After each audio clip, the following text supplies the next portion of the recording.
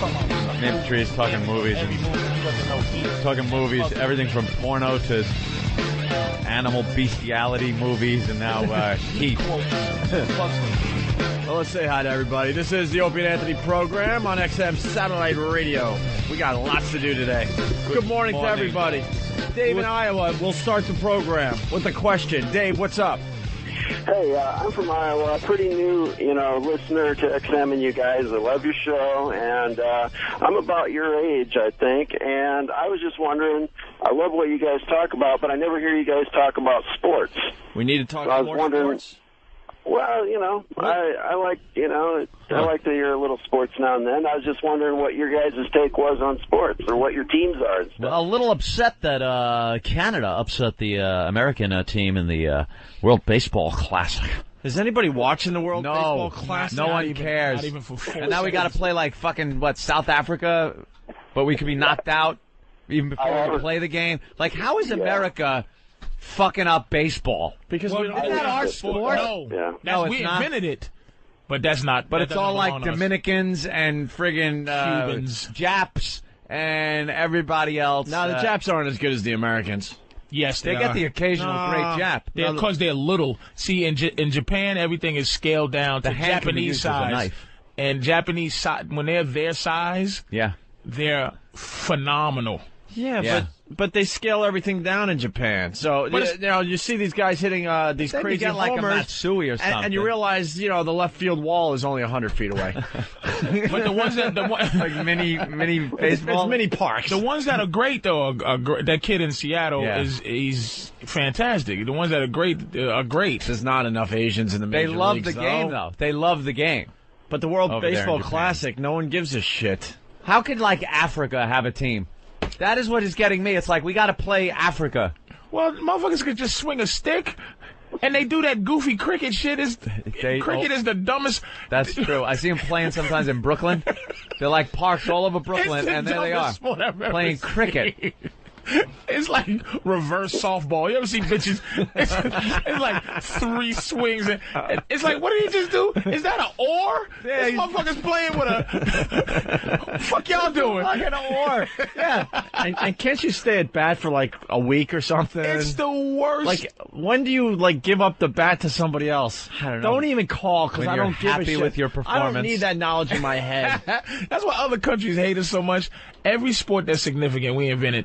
And they want so bad for soccer to be significant, and it won't be. Not in this country. 7 billion people watch the World Cup of soccer. It's like, you know what? Minus 350 million in this country, and that's what counts, asshole. Americans don't. The only people that watch soccer are the people that tie their country's flag to their Toyota Corolla whenever that soccer.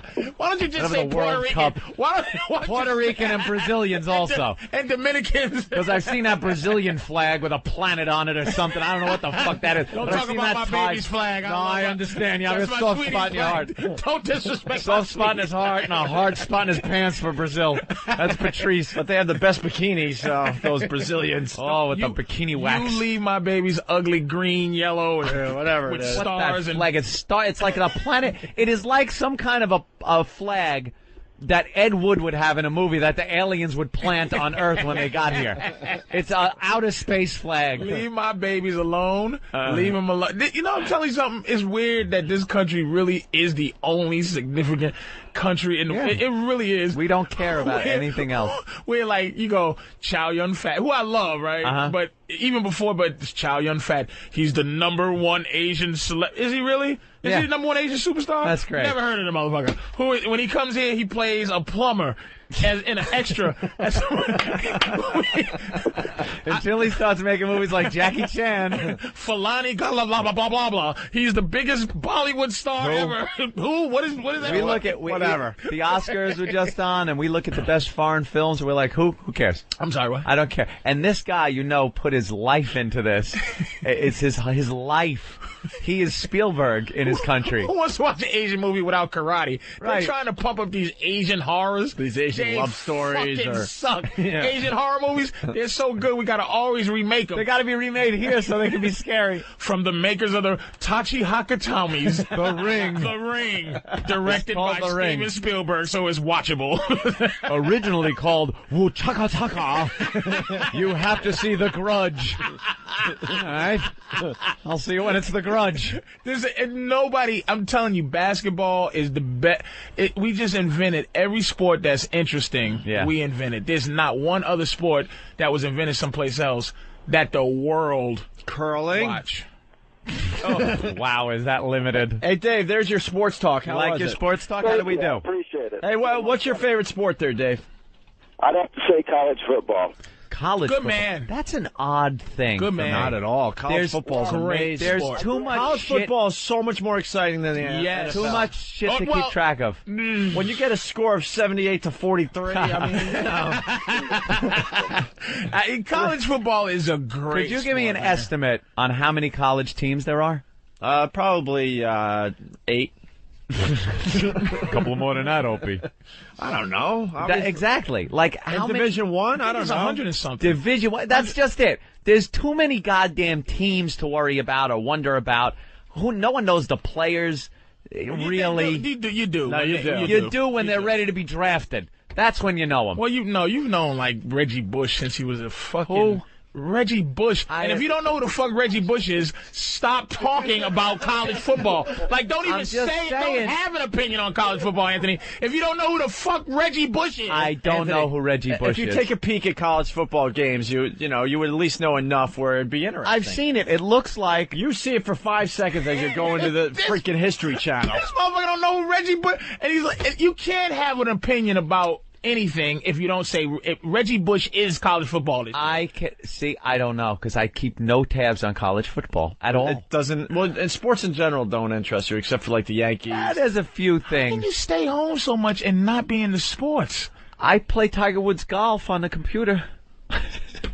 What is wrong? I watch the PGA every Sunday. What's wrong with y'all, man? What the fuck? I watch the PGA. most unacceptable sport ever invented is golf. Well, I'm an Islander fan. I'm a Knicks fan. I'll always be a Knicks fan. See, I'm not going to jump onto another team. It's a good gauge of how fan. badly or good a team is doing if I know, because even I know, and I can't stand basketball. Mm-hmm. I know the Knicks stink.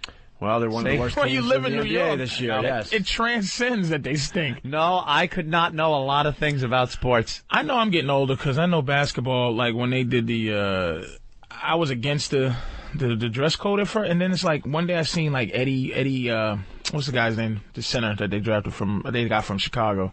Oh, Eddie. I have no Eddie, whatever like Eddie's name is. Like I would know. but him in a suit.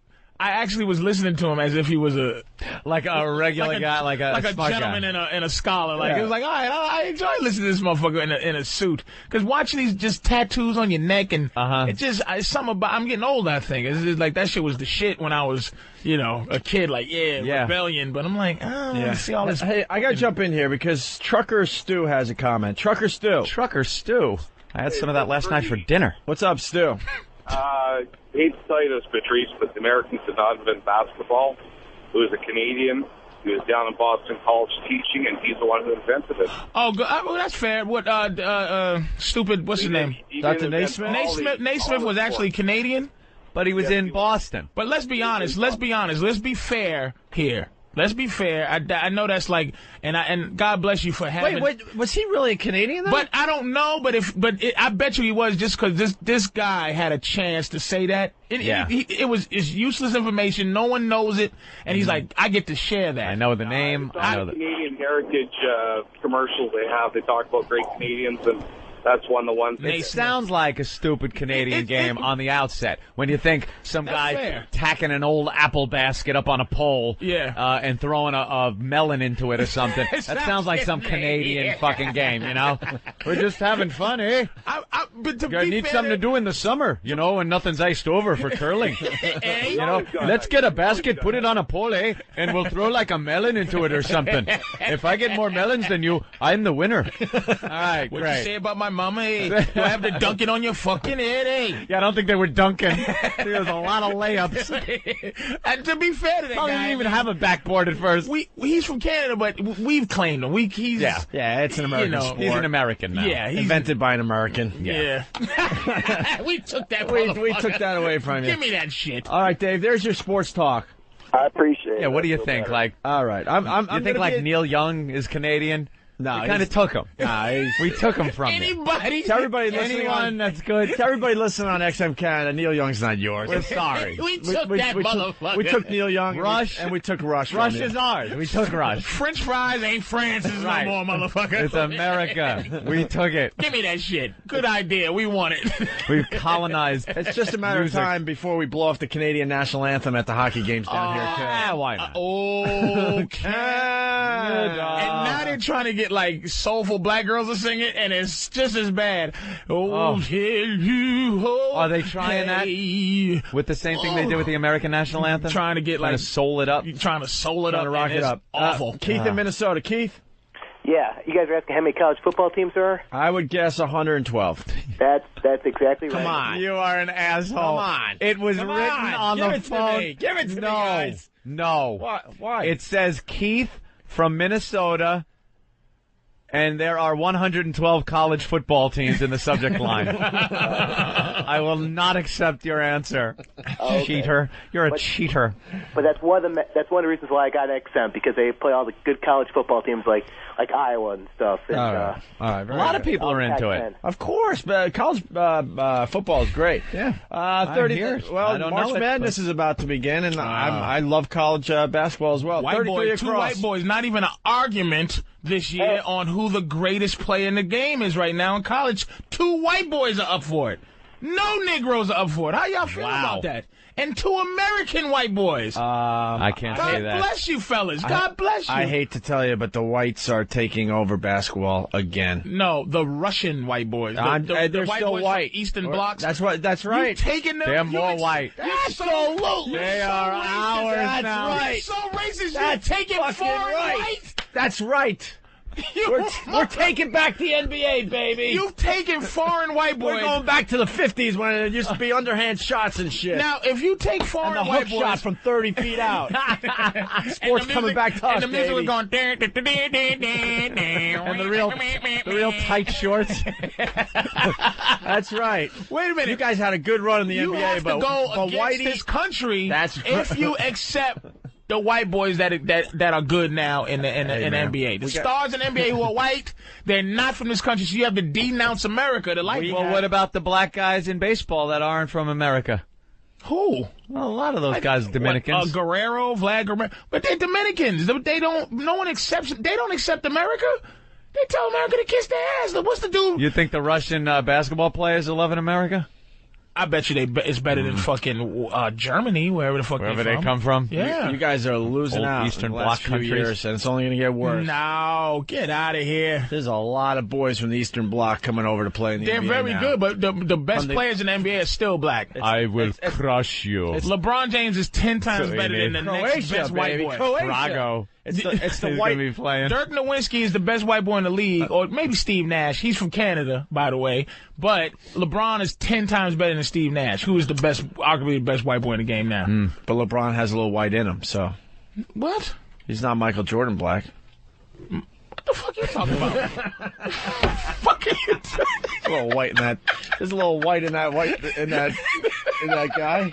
That motherfucker's agent is Jay-Z. You can't get more hood.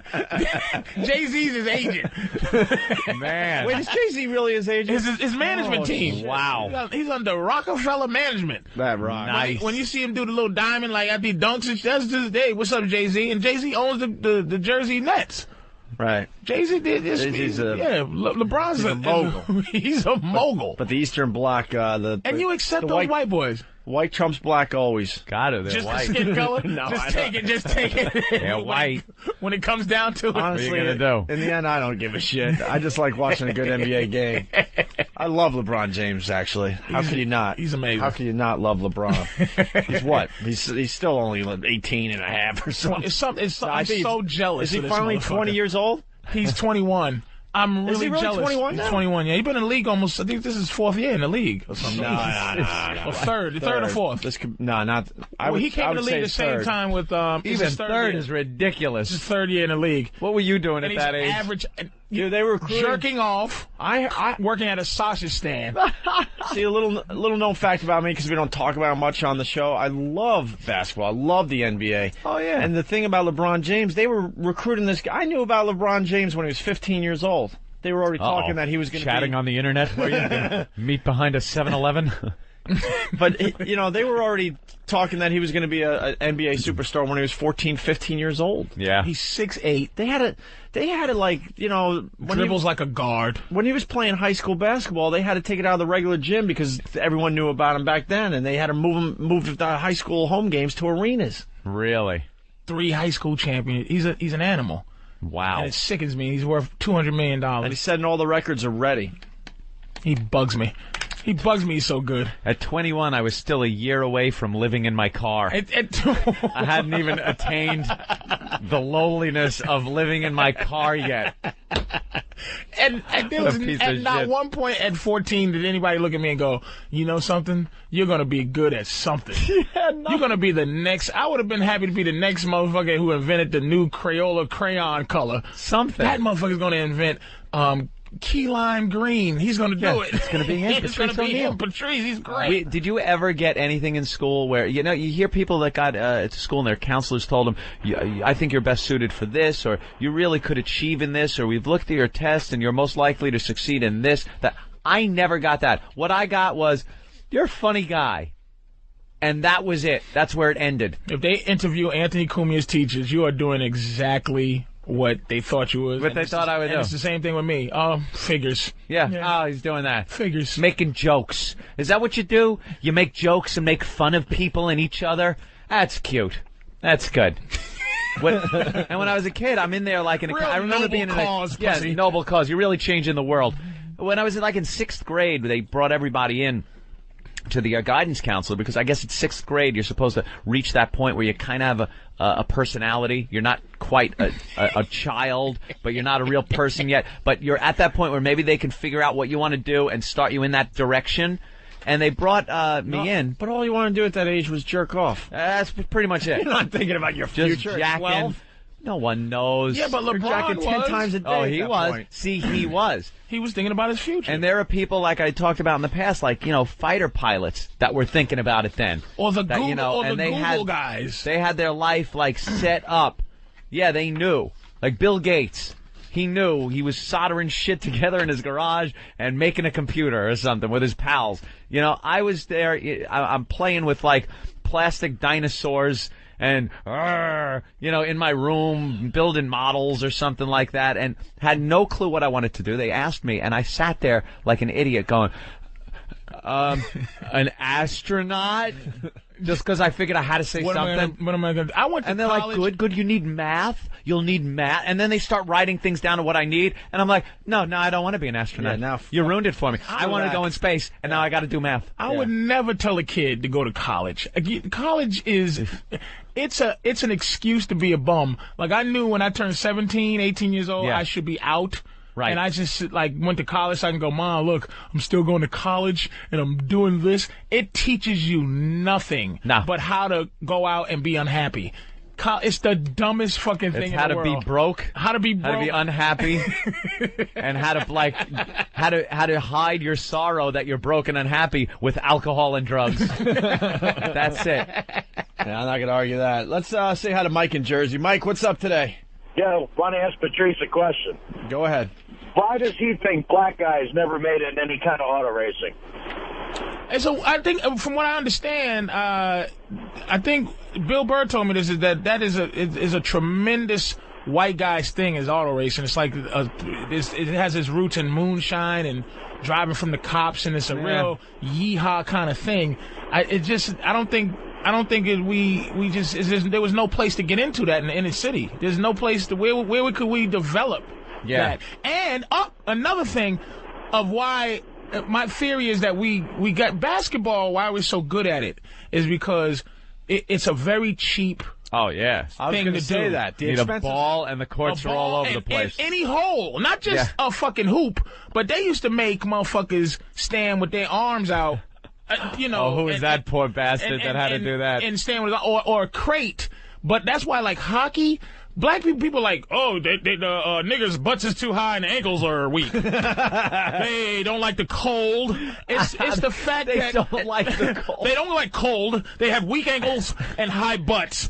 And the reason we didn't play is because first of all, your dad had to get up at 5 a.m, and that's if dad was around. And I'm not even trying to be funny. Your dad is good. True, yeah. No black dad is getting up at 5 a.m. to go rent a hockey rink. There's a big father-son thing. It's an expensive sport to play. And it is a father-son thing. Like, it's usually the father hooking the kid up Not really. with all the gear and everything. We'd get just a bunch of guys together, and we'd go to the rink at like 3 a.m. That's when you as hockey. a kid, when you want to start out, if you're going to be a pro, something like that, because I think that's what we're talking about. I don't think it was a father-son sport. No way, man. It was in Canada with all the frozen lakes, and you just did what you did with your buddies. You got a bunch of your buddies together, and you found a piece of ice and said, well, let's screw off for a while. I understand like how that would be, but here in America, in order to...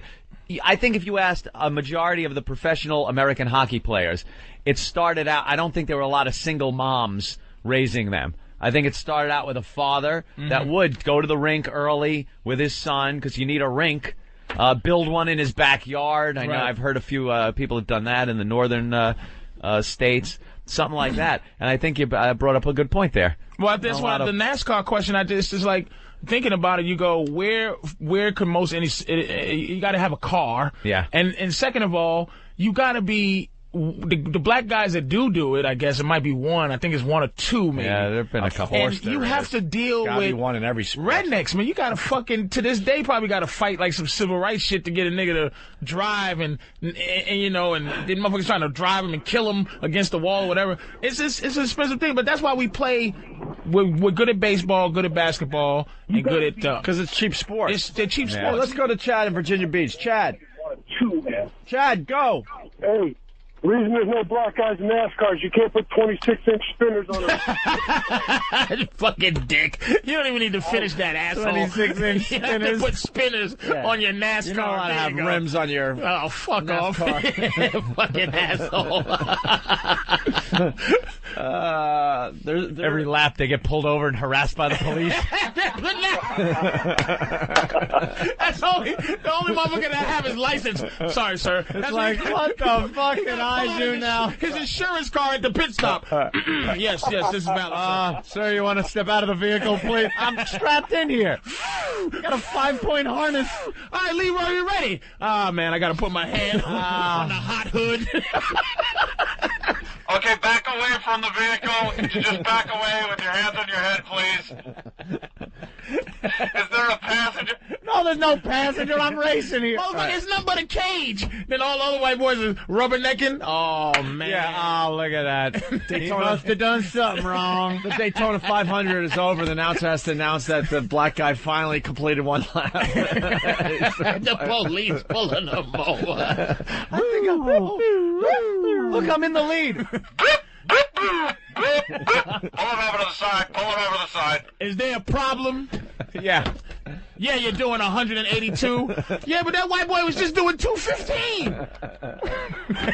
Yeah, but I pulled you over. There's some racial profiling on it. No. You were speeding. Although Jeff Gordon's like, I think Leroy got weed in his car. What? Sir, I'm smelling marijuana in your vehicle. Could you step out? Do you mind if I search the vehicle for drugs? This is some bullshit. All right, sir, put your face on the top of the car, please. What the fuck? Fucking cars are going around. The guy's being tased on.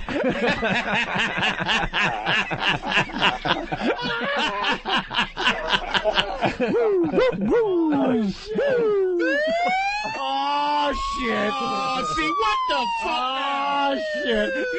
Niggas in a NASCAR adjusting his rearview mirror. Oh, what? Is that me?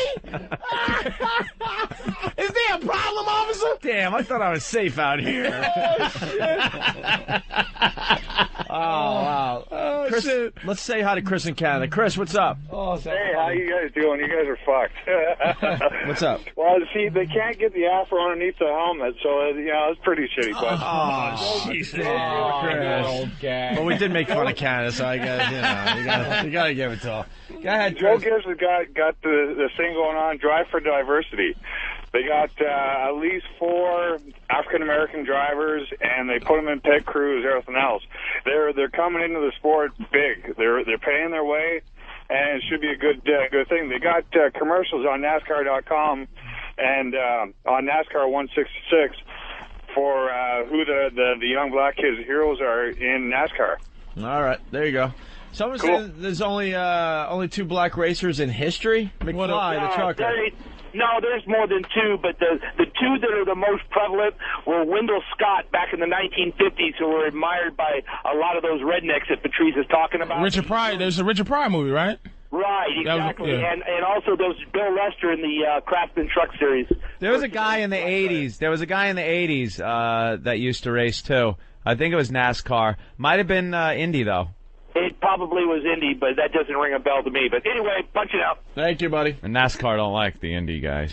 It's a big rivalry there. Is it really? See, Yeah. that's interesting, man. Like I the didn't know that. exposed wheels are bad, and the fenders are good if you're a redneck. Are you serious? And then, like the NASCAR guys look at Indy racing like, yeah, goddamn, where are you going, Billy Bob, tonight? You going to Indy race? Yeah, it's like a big Faggot. joke. Yeah, faggot. Well, They let me don't ask like you that. this: this is a question I have to take back to the black community. Okay, we like to know. All right. How is one motherfucker better than another at pushing a pedal?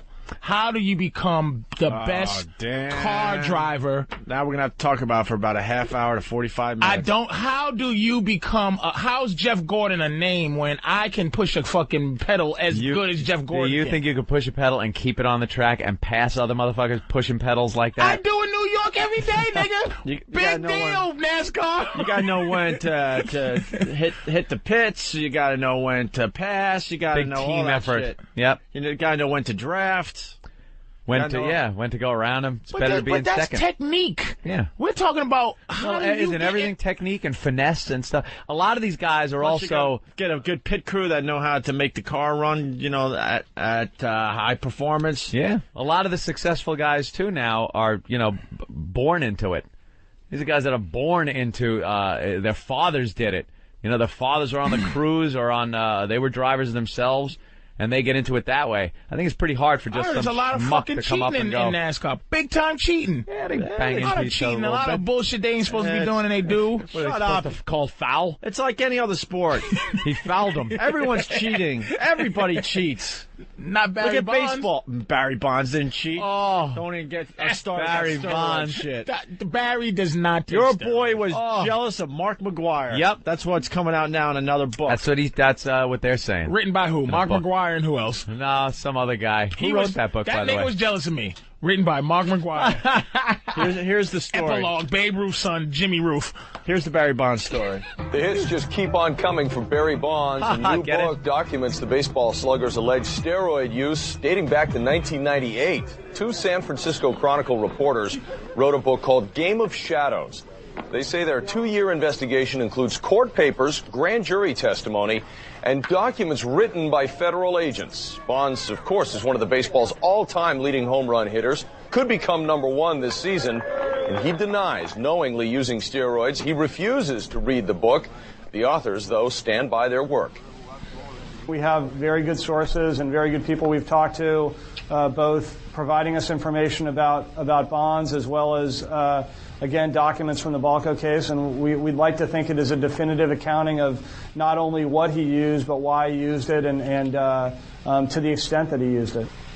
And again, Bond says he won't read the book, saying simply, there's no need to. There you go. Yeah, no need to. He was using I lived it. steroids. Why the hell do I have to read it? He was using steroids just like all the rest of them. You got to think most of these freaking guys were using steroids when they were able to get away with it. I actually believe 100% that Barry Bonds. Dude, look how big his head is. Your head doesn't get that big. He was a skinny motherfucker. There's something going on. But look at Mark McGwire when he came in the league, that motherfucker. But why isn't no one is fucking with Mark McGwire about the steroids? No. He's not. No one's on Mark McGwire about that shit. No one's trying to taint his record. No one's trying. He was a big, pimply, roided up dude, man. Of course he was, and his record has been beat. So it's it's not as big a deal. Wait, who's the Puerto Rican that's getting a fucking? They're giving him a fistful, and he's not even Sosa. Nah, Sosa just retired. Yeah. The other dude that they hated, the dude for Baltimore. Oh, come on, man. Oh, shit. Palmeiro. Palmeiro. Oh, yeah, of course. Why was he, why were they on him hard? They're not even on Barry as hard. Barry could break Babe Ruth's record, and they're not on Barry as hard as they could be. They're not, I don't get who they decide is the fucked up roid guy and who's not. You know what I mean? It's like, Mark McGwire, they should be questioning that 70. Question it. They should be questioning Sosa 66. They should really be questioning the fucking thing. You know what I mean? Absolutely. Well, what are you going to do? What are you going? Whoa, what was that? Greg on Long Island. Yeah, hi. I was just thinking your cat? They can't have the blacks in the pits because they take the tires off and they wouldn't put them back on. Oh, here we go. Here we go. You know what's fucking hilarious?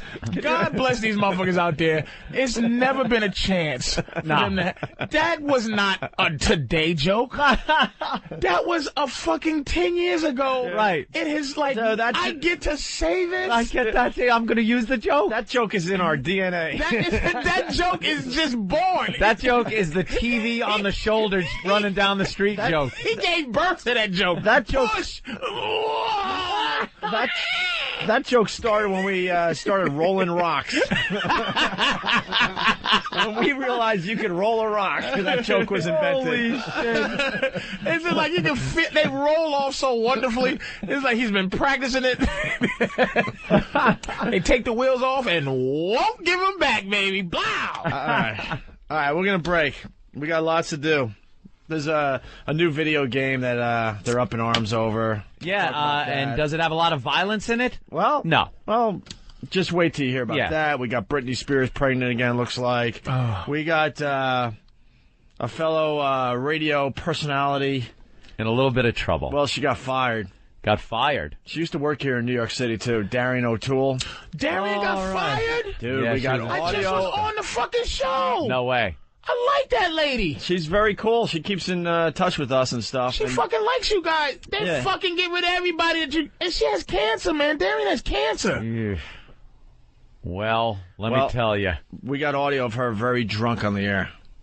Very drunk. And 10 minutes after her show, they said goodbye. Bye-bye, fired her. So I don't even think the industry knows about this story yet. We got a little inside thing on this one. All right. So this is going to pop, I think. But, no, Opie was looking for a sound effect, not a dump button. Patrice, don't worry about it. Oh no, I didn't have the right template. I thought he was looking to dump it out because I said some fucking information. No. We've dumped once just because it was like personal information. Somebody said a name. That was the only time we've dumped so far. Is Bill. Bill accused one of his professors of drug abuse or something. I don't know, some kid touching. It was some allegation that, like, Fred Jackson. Yeah, and he uses his name, the school he was at. Right. It was like this big thing, and that was the only time we had a dump, and I don't even know if the dump worked. Bill's coming in to tell us what it was. We don't want to know what it was. Get out of here. Bill, without using his name, what was it? No, don't even say it. I swear to God, don't even say it. Just St. John the Baptist High School. Stop. Will you get him the fuck out of here? Pull him out of here. Pull him out of here. Bill, do you like working here? Because if that goes on the air, not only are we fired, this place becomes a fucking Home Depot. Poe bodily removed him.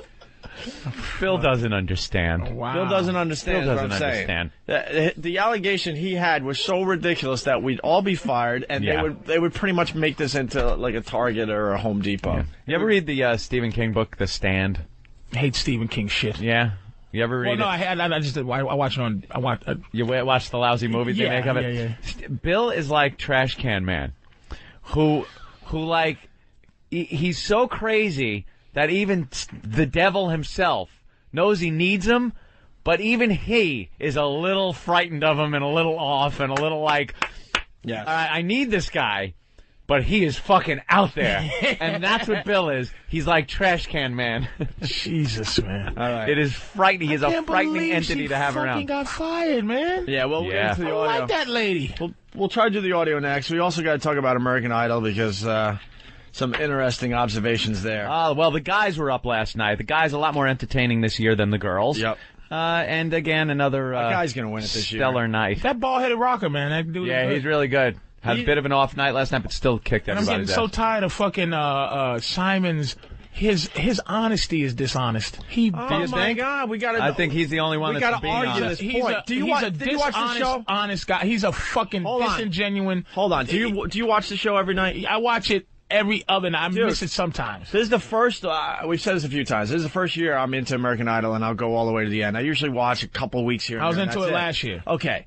I always bought the hype that he was just a complete ass and just for no real reason. For the sake of being the ass guy. Right. But the more and more I watch, I'm like, he's the only honest guy there. The other ones are too scared to say what they're really thinking. Paula Abdul had said maybe 2 negative things in a month. Yeah, everyone's great.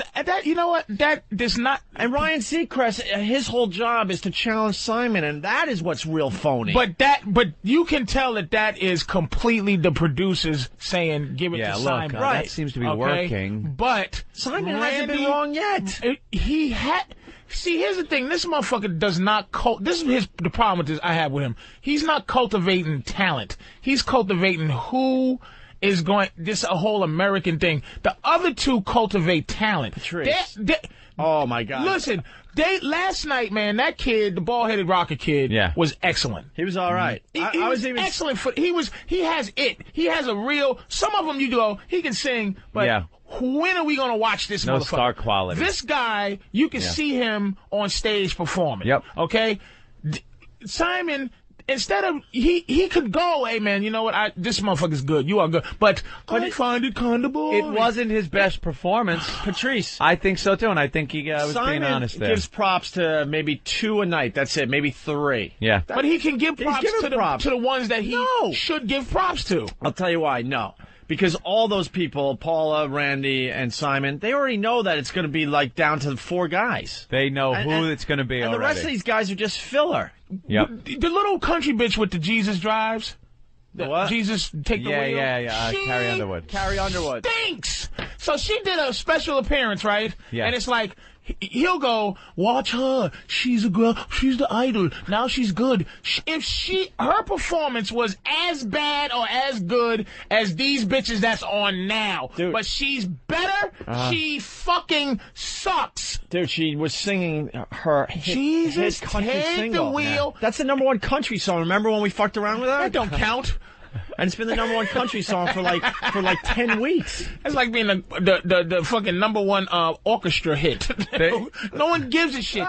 She's awful. And any country music fan who's a real country music fan will never say she's good.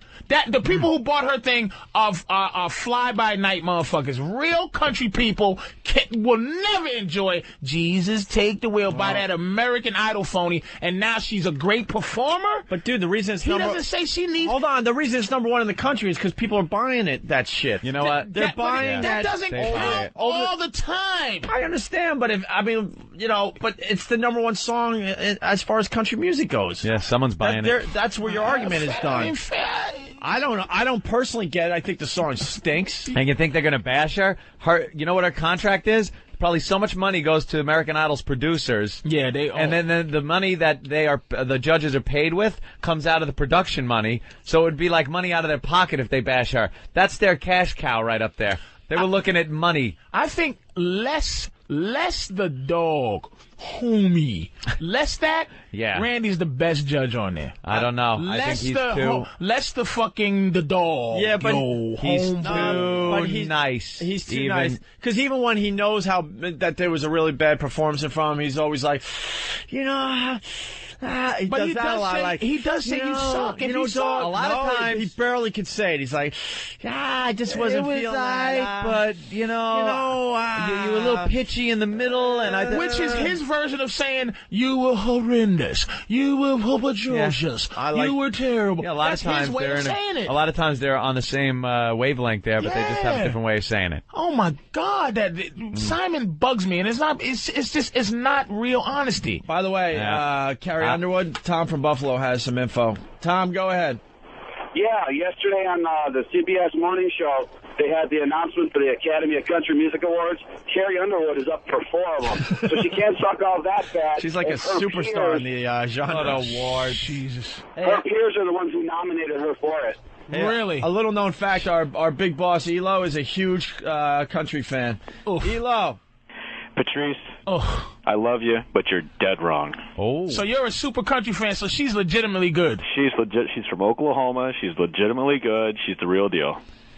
Elo. I'm telling you. All Big right. country Well, fan. Country music fan. I mean, I'm saying, all right. Elo, you like that song? I do like that song, actually. Jesus Take the Wheel? I do like this song. Hey, Elo, how about Jesus Take the Scissors? Dude, look it. That's all I wanted. I'm not a real country music fan. I was making a throwing it out there statement that real country music fans. Elo, first of all, you run a big corporation. Fuck, you're not a country music fan. I want some dirty motherfucker from Shitsville to tell me that Carrie Underwood is good. What's that? Hold on a second. I'll call my father. Okay.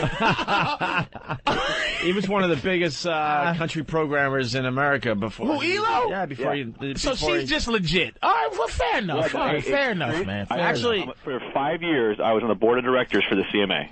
Actually, Fair enough. Really?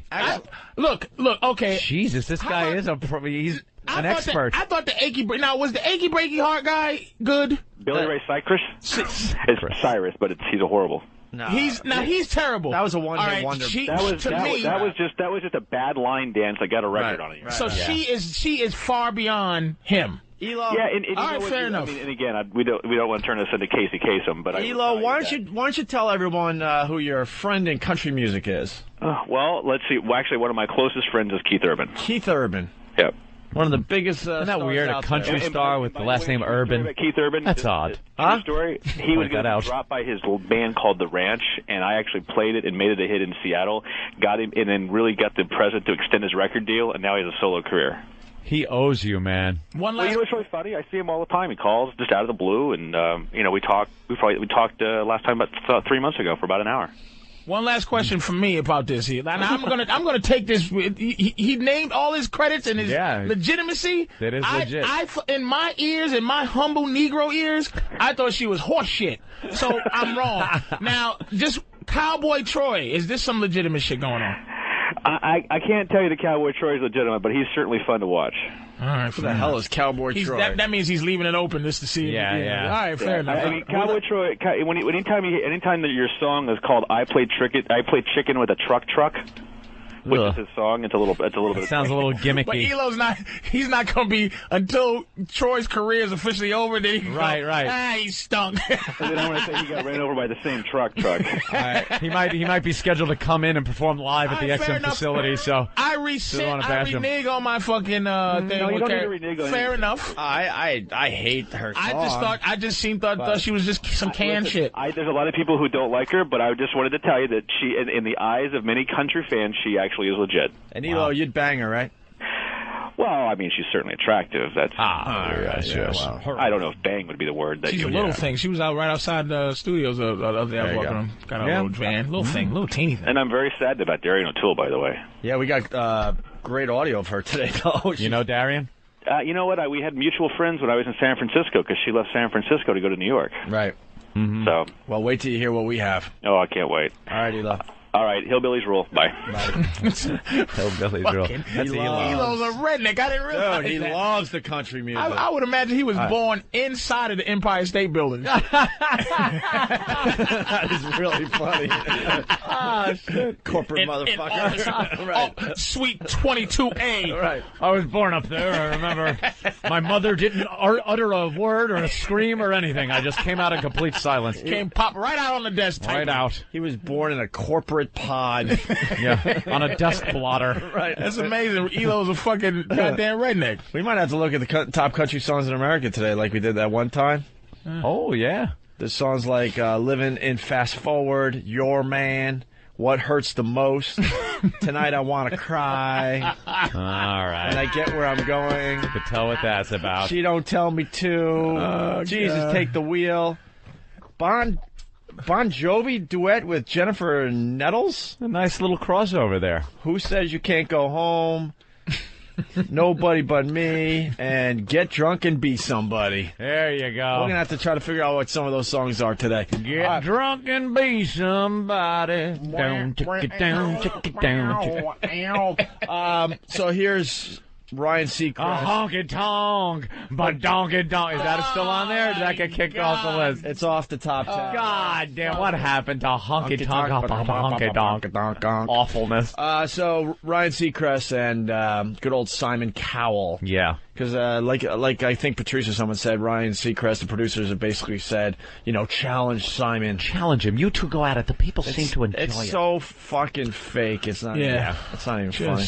But here's what happened last night. I think you've got the granny vote again tonight with that song. What? The granny vote? I do. I'll take the granny vote. No, I think they'll love you for that. I love granny. But it was very juvenile. How old are you, Kevin? I'm 16 years old. No, but He's it was 16 more like... years old. No, but two of these girls are 16, 17. That was more like 11. No. Whatever. I'm not being rude. Not at all. Don't worry about it. I love how he finishes things like that with, yeah, I'm not being rude. No, it's all good with me. So I had a dream about you last night. I don't want to know. That doesn't surprise me. I had a dream that you gave constructive criticism. Whoa. Could you attempt just a little bit for Kev? Because I think he wants to be in that top 12. I haven't had that dream yet. Look, right. You've had more of a nightmare. I don't want to discuss whatever fantasy dreams you have about me on this show. I mean, that's like off camera. See, like Ryan's trying to be the tough guy and stick up for the kids. Why is Simon not... Dude, as fucking phony as him. I just don't see it that way. Fair enough, man. That motherfucker. And as far as constructive criticism, Ryan Seacrest coming up with that dumb line, these kids are singing in front of 30 million people. Yeah, you're past the point. You're past the point of constructive criticism. But he has the power. People are... Wait a minute. The people are so fucking dumb, right? He gets people thrown off who he wants thrown off. That's what his job is, because he is manipulating the fucking TV audience. He goes, little guy with the diabetes. I think tonight, Patrice, America, enough. You are gone. Get rid of him, America. Fair enough. He's steering people. I say, of course get rid of him. Of course, but so far, every person that I thought should be voted off has been voted off. I can't lie that fucking the bitch. So far, it's gone perfectly. Donna Summer. Donna Summer, the last dance girl. Yeah. Should have gone. But I don't think the little half Malaysian, half Fiji Island motherfucker should have left. Sway? He shouldn't have left. I didn't like him at all. The little no-shoulders guy, he stinks. Oh, the little Peter Brady? Yeah, the little bug kid. Peter Brady's got to go this week. I say he's gone. They're like, oh, I like you. Yeah. There's something about you. I like you so much. Sway should have lasted another week. You're probably right on that. Should have left, but he wasn't going to win the whole thing anyway, so it doesn't matter. He wanted him gone. So the constructive criticism, he's talking about Kevin, the little Chicken Little kid. Little Chicken Little with the lisp. You give constructive criticism to this performance. Ready for this? This was beyond horrendous. This kid is so gone. This is the little no shoulders. The little, with the he glasses. is the tiniest little Chicken Little. Just little sickly kid. Okay. Yeah. Go. He's from Levittown on Long Island, but the kid's done. Remember the kid, the little chicken that used to be dropped off for Foghorn Leghorn to take care of? Hey, boy, we're going to teach you how to play baseball. Baseball, that is. and the kid would walk around with the glasses, and he wouldn't know how to do anything. Didn't talk. And he'd come back. Foghorn with Leghorn would come back. I got the ball in the glove, son. Where are you? And he'd be building something, like it would be a big science project. Boy's about as sharp as a sack of wet mice. Yeah. Well, here's his That's what he looks like. Exactly. Ryan Seacrest wants Simon Cowell to give this performance constructive criticism. Here it is.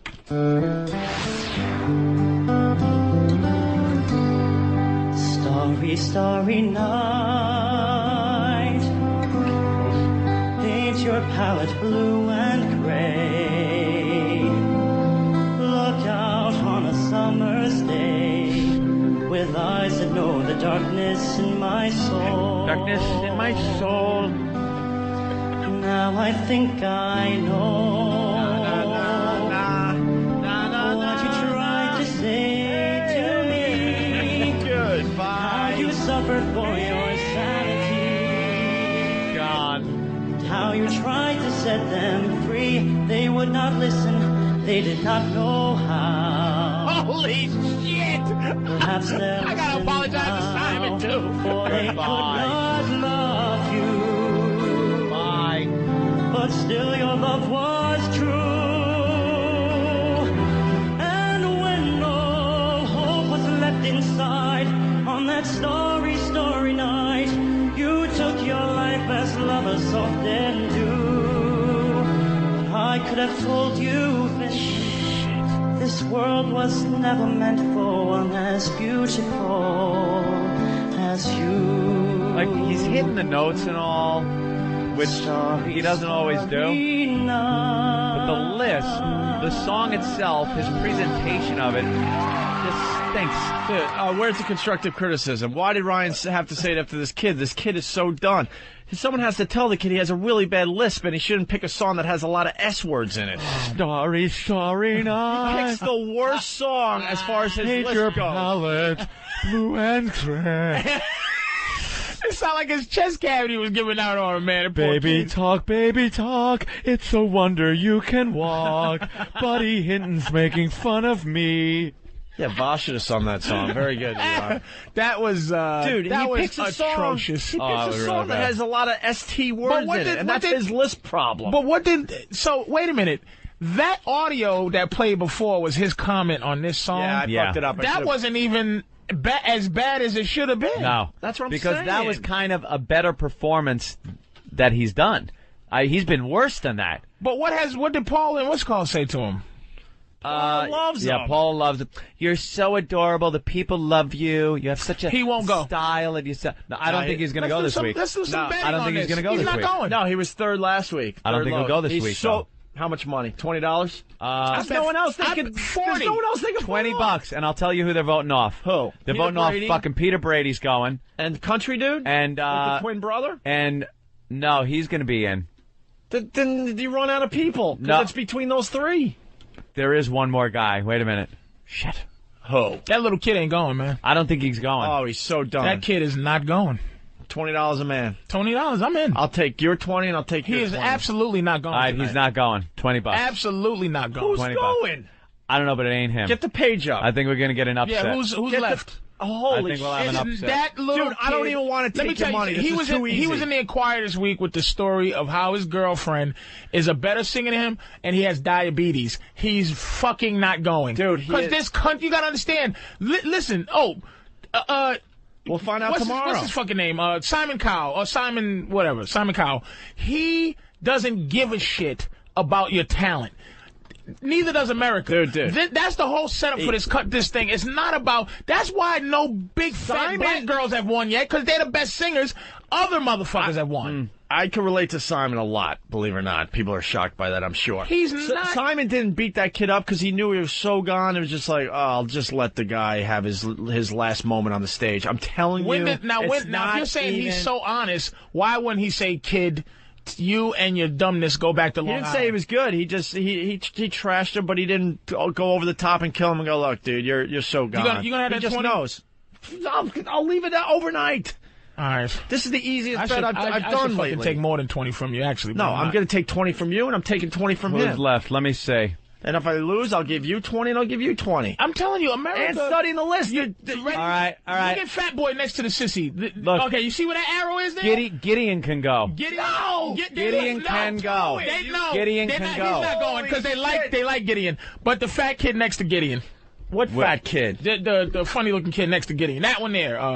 Him. That's Sway. He's gone already. He's gone, no, bro. that's Sway. There's another one. There's another. Dude, Yeah. I'm telling you, there's no. Will is gone. The Peter Brady looking kid. He's gone. Yeah. And He did then an I awful think Jason America will throw out Gideon before they throw out Kevin. Holy shit. And think America. No.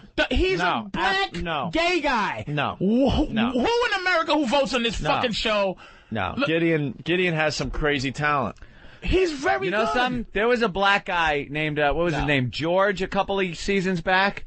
He was a black gay guy who was really good, and they threw his ass threw out him off. before they threw out other people. They didn't vote for Clay because he was gay. No and offense. Clay's white. This is the easiest bet I've made. Dude, this is the first time you've watched it down to this level. I've seen the upsets. This is the easiest. This is the easiest bet I've had in a long time. I think Gideon goes. There's just no one else left that you can throw out. Wait a minute. Will and Gideon. And you guys got a lot of faith in fucking horseshit Joe Cocker. I don't. The people adore him. I don't have faith in The Joe Cocker. people love him. Wait, Matt on Long Island doesn't either. Matt? Yeah, you're wrong, man. That Joe Cocker dickhead's out of here. Thank you, dude. I have no faith in Joe Cocker. Did you see the ovation he gets when he's done? He's horseshit because this country. I know, but that's who's voting.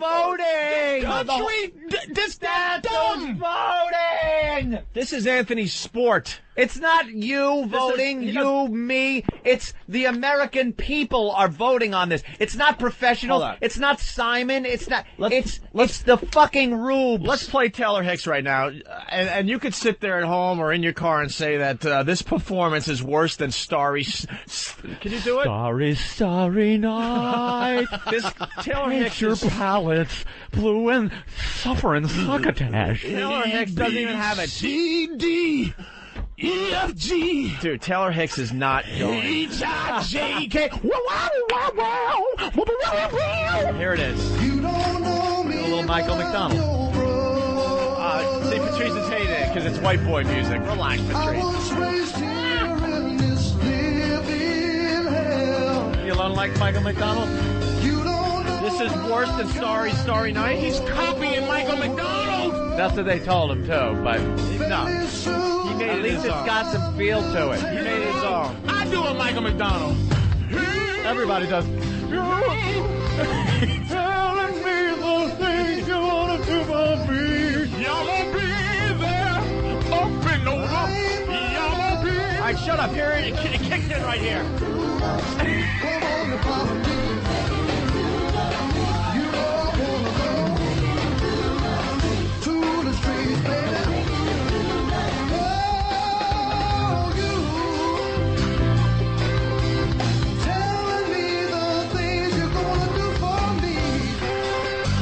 He's, he's not going anywhere. Did they give the comment? They all, Dude, when he was finished, he got the longest applause break out of everybody. They said he they had the best love him. performance last night. They love him. He is the biggest fucking fraud on the show. That little skinny First kid. of all, I think he's 45 years old. He's just a sandy head asshole. He don't know me, but I can copy anything. Minute by minute by minute. Ray Charles, Joe Cocker's my favorite. Yeah. The Lord lift us up. Oh man, I love Michael McDonald. What would you do if I sang out of tune? Would you stand up and walk out on me? Jim Belushi is better. Me on here. Got spastic all over the stage. Fucking stinks. All right, let's go to Jason in New York. Jason. What's up, boys? Hey. You guys got to get Big A to sing that Starry, Starry Night. Oh, wow. My God. Big A can't say He SP would words. still be singing it today if he was singing it. Can we get him to do this tomorrow? He's not working these days, is he? We want Big A to sing Starry, Starry Night. Danny, That'll ahead be of it? hilarious. Hilarious. Do we have the karaoke for that or something? Let's try to figure that out. Danny already all over it? All right, Look at great. him. Thank you, All right, Jason. boys, punching out. All right, so, and then our boy Chris Daugherty. I think this guy's going to win the whole damn thing. Which one's This this is one? him. This is him, in my opinion, having an off night, and he's still killed. Which one's this one? Rocker dude. He's the best one by far, just like Bo Bice was the best one last year. Kids, that ain't his. And that friggin' job at the auto parts store or wherever he works. She's in a gym every day right now. she's like, fuck. She's chasing him on a treadmill. And she wears a shirt called Groupies Suck. She's doing sit-ups and crunches. She bought a Bowflex. She's got around-the-clock trainers, man. She's not even sleeping anymore. It's over, Johnny. Called the Nip Tuck guy. She knows. The kids haven't eaten in 2 weeks because he's too busy running around the neighborhood. That guy is so gone. Oh, that fucking horse. She is out of here. He's going to be touring. There's going to be 20 chicks a night. It's not even his kid, so no. So it's not like he's got any real attachment to him. He has it. You watch him on stage, it's like he's like a professional. The rock star. A lot of these people can sing, but they're not professional. The only two professionals, there's three. There's Mandice is a professional. Yeah, but she's more like a backup singer. She reminds me of a really good Aretha Franklin's backup singer. She had the best performance 2 nights ago, though. But Paris is a professional. She's letting me down, man. I thought Paris was going to win the whole thing. She's starting to fall off a little bit. It's all in the youth that can't pull it together. Like, you give her a couple of more years, she's probably going to be like a seasoned professional. She's going to be unbelievable. I understand. At like 18. One song. Mandiesel, as we like to call her, is blowing Paris out of the water. You can't sing. Like, if I ask you to sing one fucking song 2 minutes next week, hey Anthony, sing the song next week. You can't give me all you got. Everything. Once. Right. Dude, they're picking their own songs, though. That's the problem. That's why Kevin is out. If he didn't pick Starry Night, he might have. I don't know. Lasted. He's playing to his demographic. Make sure you bring my fucking money. I'm bringing. Dude, he's playing to his demo.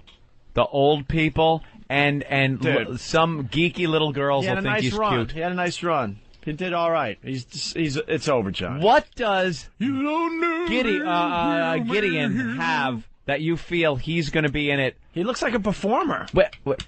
I think after this week, I don't think he does. I think he's gonna make it through this week and next week. Remember last year? Yep. I don't know if last year. Remember the teacher from New Jersey, who was really good. Had the dreadlocks, black dude. He used to wear like the Jimi Hendrix kind of clothes or whatever. Yeah. They voted him off. He should have been at least in the top 4. But America doesn't like that sissy thing. Yeah. And especially from black guys, man. They don't like it. Here's your bottom 3 this week. Elliot Yamin. No. He's going to be in the bottom 3. I'm with Anthony on this. Kevin. Man. The elf is not going to be in the bottom 3. Hold it. Kevin is going to be in the bottom 3. And Gideon is going to be in the bottom 3. Oh, I think No Shoulders are going to be in the bottom 3. No, I'm kidding. I'm kidding. Will, of course, is going to be in the bottom 3. Will. I think Elliot's very good. Will, Kevin, and Gideon, and Will and Gideon are gone. I think Will, Kevin, and Bucky. Nah, Bucky's got that whole Midwestern. I like him. So you think they'll love him. The little Leonard kid is Skinner. gone? You think he's gone? No, I think he's staying. I think he's staying. I know. I think Gideon's going. I got $20. I got $20 bet with you and him. Peter Brady and Gideon gone. Kevin's staying. And I'm gonna tell you who else is who's overrated. Who? The pretty little young girl. Oh, Kelly Pickler. Don't even start though. Don't even start. She does stink on ice, but they love her. She is adorable and dumb as dirt, and they love her. That's what I'm saying. She fucking stinks. She is so stupid. I'm like, what? It is so funny to watch. Such a stupid human. Simon called her a minx. A minx, and she didn't know what it meant. Here's the minx. Here's the audio. Ow. Thanks for the setup, by the way, Patrice. We were going this way with this whole bit. Okay. Kelly, you are what's known as a naughty little minx. What? A naughty little minx. What's a minx? Minx, it's like a kind of like a nice bad girl. Like calamari. Yeah. Calamari. Yeah, I Like tell you a what, calamari. I really, really like you. I don't think you're the best singer, but fair enough. You know, you're interesting, you know, and I kind of prefer you to last year's winner, actually. And she has a soccer mom. I do. Wow.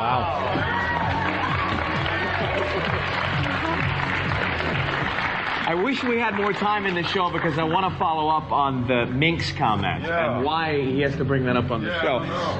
We'll explain when we go off there. Don't worry about it. But that was a good reaction from Simon. So congratulations. I'm a mink. Well, minx. I'm a mink. She has no idea. She is adult, but she's adorable, and America will vote for that. And you see her mom, she's one of those moms that trained her to be famous. Yeah. And she's singing along with her like... She doesn't have a mom? There's a lady there that sings along with her. A woman there, right? Her grandfather's raising her.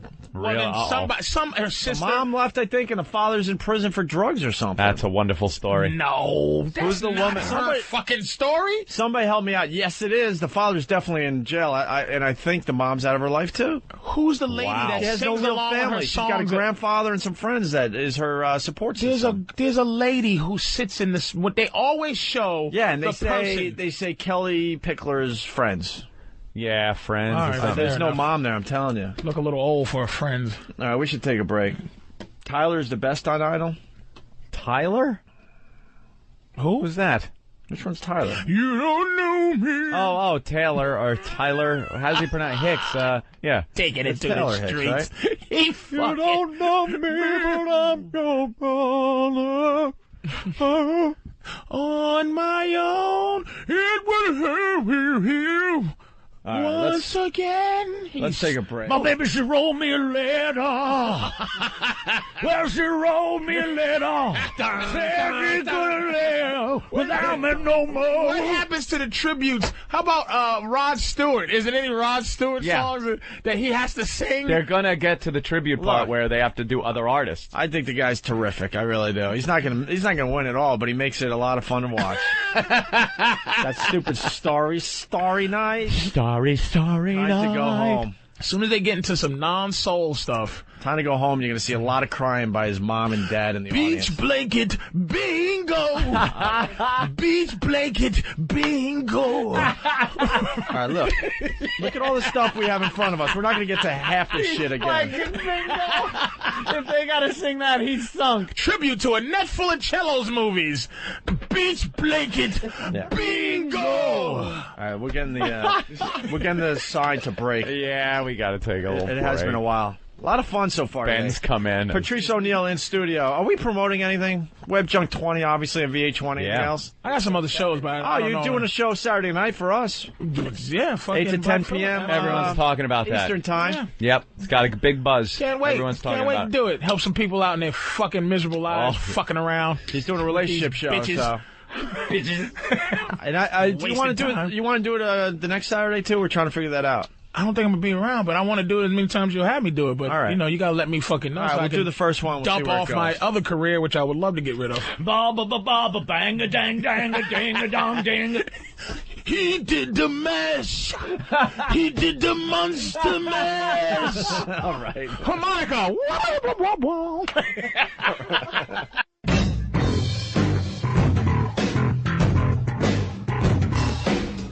This has got to be Primus, right? Yeah. We're back with the Opie and Anthony program. Patrice O'Neill in studio today. No surprise here. Let's say hi to Toby in Indiana. Toby, what's up? What's up, boys? Hey. Hey, I don't have XM in my new truck yet, so I've been forced to listen to Mancow these last few months. I was listening before I called you. He's got a guy in the studio that's going to put his junk in a mousetrap. Oh, wow. How about that? I'm so glad we can help all the radio shows across America. This guy is fucking ridiculous. Like 2 days after you guys do something, he's on it. Absolutely, and then he'll go on TV and on his own show and trash us. But he's getting a lot of show prep from our fine program. Glad we could help you out over there. I love these fucking guys, because there's another show, KOMP, in Vegas. Mm-hmm. Guy's going to be stung in the ball bags for NASCAR tickets or something. Yep, with bees. It's like, why don't you at least wait 6 to 8 months so it's not so obvious? Let a little time go by. If I can order an attack, I would. It's 8882 Mancow, boys. Dude, Mancow is just a desperate radio guy. You know, Howard Stern quits regular radio. Mancow wasn't good enough for satellite radio. No one wanted him on satellite radio. So then he's like, well, at least I'll get Howard stations when Howard goes to satellite. Sorry. And then he's bragging. He didn't get one. He didn't get one of Howard's markets. He was bragging about how he got good ratings in, I swear to you, I never heard of some town in Montana that I never heard of in my life. He's sending out his own press releases. Yeah, his own press releases. Of how he's doing great in these very, very small little towns across America. Syndicated to a lot of markets around the country, and they're all these little one-horse towns. The guy can't make it. He's made it in one big city. You know, he's a name in a big city, and that's it. So Howard left, and there were all these great stations that needed an air personality. They didn't even look at Mancow. No. And here in New York, David Lee Roth, there's stories in the paper again today that he's just failing miserably and getting into fights with management over there. And you know, the writing's on the wall over there. That's pretty obvious. And they're not going to be calling Mancow when they get rid of David Lee Roth. Nope. Hey, Sorry. Number out again to the pest. Huh? You guys mind if I give that number out again to the pest? Yeah, go ahead. I would love to hear his excuse why he's doing the mousetrap bit. Right. He'll say something like, I did that back in 1989. I was there. I did the mousetrap thing. Shut up, you ass. Shut up. It's, you did not. 888-2-MANCOW. 888-2-MANCOW. Fucking call this prick. I'm sure he's got screeners up the ass over there. They're just going to try to, of course, not confront the situation. Yeah, but just ask him where he got the idea from. I got it from my own brain, my own head. I'm a genius. I'd imagine, you know, if we're going to be fair here, there's probably someone that did mousetraps on the air before we did it recently. Mm-hmm. But that's the weird thing. It's such a recent thing that we did, and all of a sudden guys all over the country are doing it. It's like, what? Why don't you wait a while? I'd like to hear from a radio personality that had done that before us. I really Who don't the know. fuck is going to have the balls to go up and say, hey, boss, we want our listener to come in and snap his nuts in a mousetrap? Right. And then the boss that's going to say yes. Aaron in Jersey. Hey, guys, how you doing? Hey. Hi. I just want to let you know, when David Lee was off the air for a little while, PSP in Pennsylvania... PSP? PST, I think it is. What were they? PST? Or YSP? Oh, YSP. Oh, I think Yeah, W. David Lee was off. They had a temporary guy who's usually in the afternoons, and just from listening for about 5 minutes, I heard a bunch of things that were familiar, like they had someone call in and say the DJ's name and hang up on him before he gets to respond. That old gag. Wait, what's that gag? Like, Opie. Yeah? Click. Click, yes. Doing That the and click everyone game. laughing. Well, that's They just- did the fourth local bit where they have a little jingle about a fourth local bit, and then they talk about, the Schuylkill Expressway and... I got a report last night off of MySpace that I guess Kid Chris was getting a website together where he's asking for people. It's under a different name, not a pest or something, but it's similar. And he's looking to recruit people to do like missions and attack other shows and stuff with Anyway, let's move on to another DJ that we kind of like. She was in New York radio for a while. Patrice O'Neill likes her. Darian O'Toole. She was huge in San Francisco, and then she came to New York and failed miserably. And then she went to a couple different places and then went back to San Francisco, right? Yeah. And she was off to a great start there, and she got fired yesterday. Darian O'Toole fired. She came in like a lion in January, and Darian O'Toole crept out like a lamb in March. KIFR. That stands for Free FM. Oh, it does? It's another Free FM station. All right. The format that Infinity Radio launched after losing Howard Stern, hoping to take away the sting of losing the self-proclaimed king of all media, erased all references to O'Toole on its website, and program director Ken Cole came close to disavowing all knowledge of anything and everything. That's how radio works, people. Jesus Christ. You're on the air one day, you're a star, you're the guy, and then the next day, when you get fired, you never existed. It's like the only surviving Stalin philosophy. I was going to say, it's like Russian history. is in radio, where all records are to be wiped out. The alphabet doesn't. You guys, the new alphabet was B, C, D, E, no, L, M, N, O. Yeah. L, M, N. You can't even do it without getting the O out. No O, no A. No O and A. Please, when writing memos, intercorporate memos, do not use the letters O or A, especially next to each other. There was talk of a disheveled show 2 Fridays ago, and then O'Toole was reportedly out sick for a week. It's not good news for the Canadian who claims San Francisco as her home. She's been fired from some big gigs in New York and San Francisco before, but the station seemed a natural fit.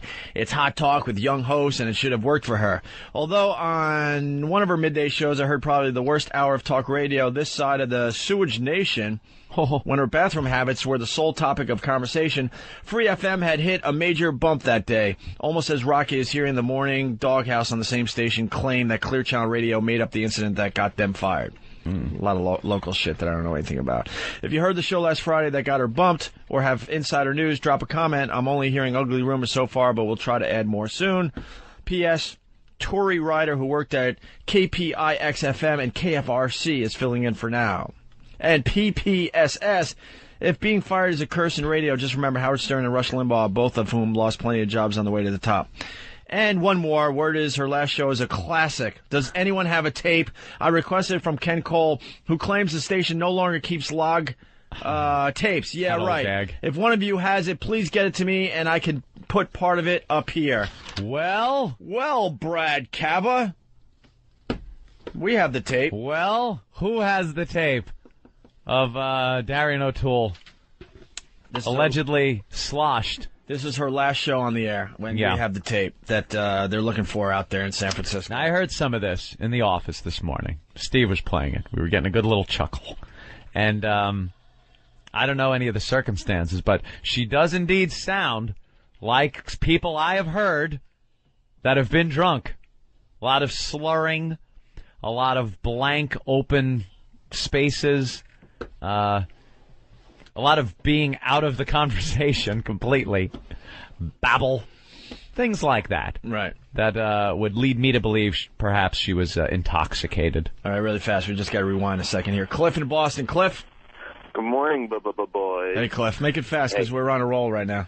Sure. I just got through to Mancow. I talked to the screener. Yeah. The screener's actually really cool. I told him that the bit was originally an O&A bit, and I asked him where they got the idea. He said that somebody suggested they throw about 1,000 of them on the floor and have somebody walk around or crawl around. Uh-huh. And I was like, you do realize O&A did that like a month ago. Right. And he's like, well, I asked if they were going to give credit. He goes, yeah, I don't see Mancow doing that. He's like, you guys have been calling like for the past 10 minutes, but I don't think he's going to do it. Yeah, I don't either. Fucking those guys, no one's listening to them anyway on satellite radio. Everybody knows they don't have any listeners, and I'm here. I have listeners. On a bad day, I have 1 million times the listeners that they... Oh, just that rambling radio voice delivery shit. Have fun over there. Have fun. So glad we could help out every no one wants you out there. No one wants you. Shouldn't no one wants but you. We help out a lot of radio shows. Yeah, we're show prep. Yeah, we got show prep. They just go to our website and they get all their ideas. There you go. They've been doing it for years. Happy to help. Hoo, tell them Fred, but it's the truth. What's Ben doing? Shaking, sweating. Funny looking at their website. The station she was on in San Francisco, it just says free FM programming now at 10 a.m. Like her picture's gone and everything. Yeah, that's what they do. Yeah. They wipe you out. But why are they... This is what I don't get about radio. They don't know how to have fun anymore. Mm-hmm. If you got a jock that is drunk on the air, I'm listening every day. Yeah. Every day. You want to get ratings, you allow her to continue to go on the air drunk. Let her drink. I don't care if she babbles about... grass growing if she's drunk. If she's drunk. Me and Ben were joking, like, who can't drink on the air? Jesus Christ. Who can't get drunk on the air and perform and do a goddamn show? Only amateurs. Amateurs can't do it. Me and Ben, let me tell you a little story about WNEW days. We were hammered by noon, and we didn't have to be on till 3. Dude, we should have an experiment, man, I'm telling you. Yeah. Get some of the homeless guys and just have them come in here and just have a ton of booze all over the studio and just keep the mics on and don't even direct them. And see where it goes. And just listen in. It's an experiment. Just listen in. I like it. Who wouldn't check out that show? Homeless drunk guys with no direction. They would freak out in D.C. like, oh my God, there's no direction here. Who cares? I'd listen to that every day. Yeah. So here's Darian O'Toole, her last show on the air before she got fired.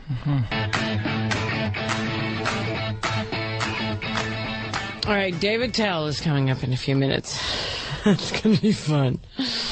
Dave, even I'm afraid of Dave. I'm not gonna lie. Dave is hilarious. 888-500-1069. Free FM. All right, but now Tom Cruise. Come on, Tom Cruise. He does. He cares. Oh boy. Oh no. Tom Cruise cares. Oh boy, this isn't good. Oh, this isn't good. That's one of those. Come here. So sugar. Hey, why? Come here. I won't give you. I love you. He does. He cares. I don't know. Like, is the Jennifer Aniston thing, like, is it all a ruse, or is it planned? What do you think? 888-500-1069. Oh. If anyone was wondering why Katie Holmes would take a 14-hour plane trip to Australia last week, while 7.5 months pregnant, just to attend the funeral of a man she never met, the answer would probably, I'm just guessing, because my fiancé is a psycho. I'm just saying, I'm not judging, just saying. You know her 888-500-1069. Fucking thing with her is her guy. Oh, really? Yeah, I know that it is part of her new religion. He says that you can't have sex with your husband.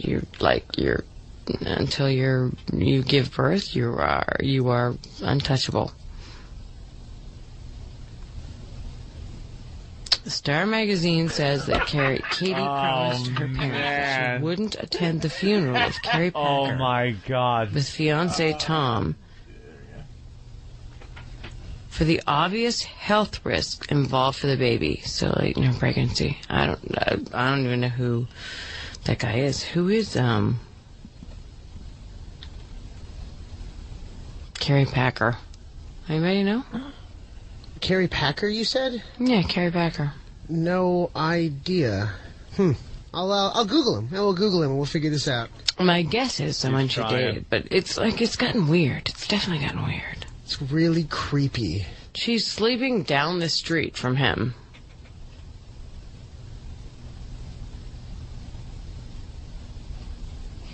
Tom needs to have a little more respect for his lady and stop treating her like a walking uterus to make obedient clones for Xenu. I'm just saying. Jennifer Aniston in love. Jennifer, friends of Jennifer Aniston say that she and Vince Vaughn spent Valentine's Day together. And they thought it would be the moment when Vince proposed to her. Didn't happen. Didn't exactly happen. 888-500-1069. Dustin, you're on the air with Darian on 1069 Free FM. Hello? Hi. Yeah, hey. I just want to say, who cares about celebrities' lives? I don't understand why people spend so much time getting rumors and who said what and who's seeing who. I don't understand it. It's big business. It's on the front of every paper.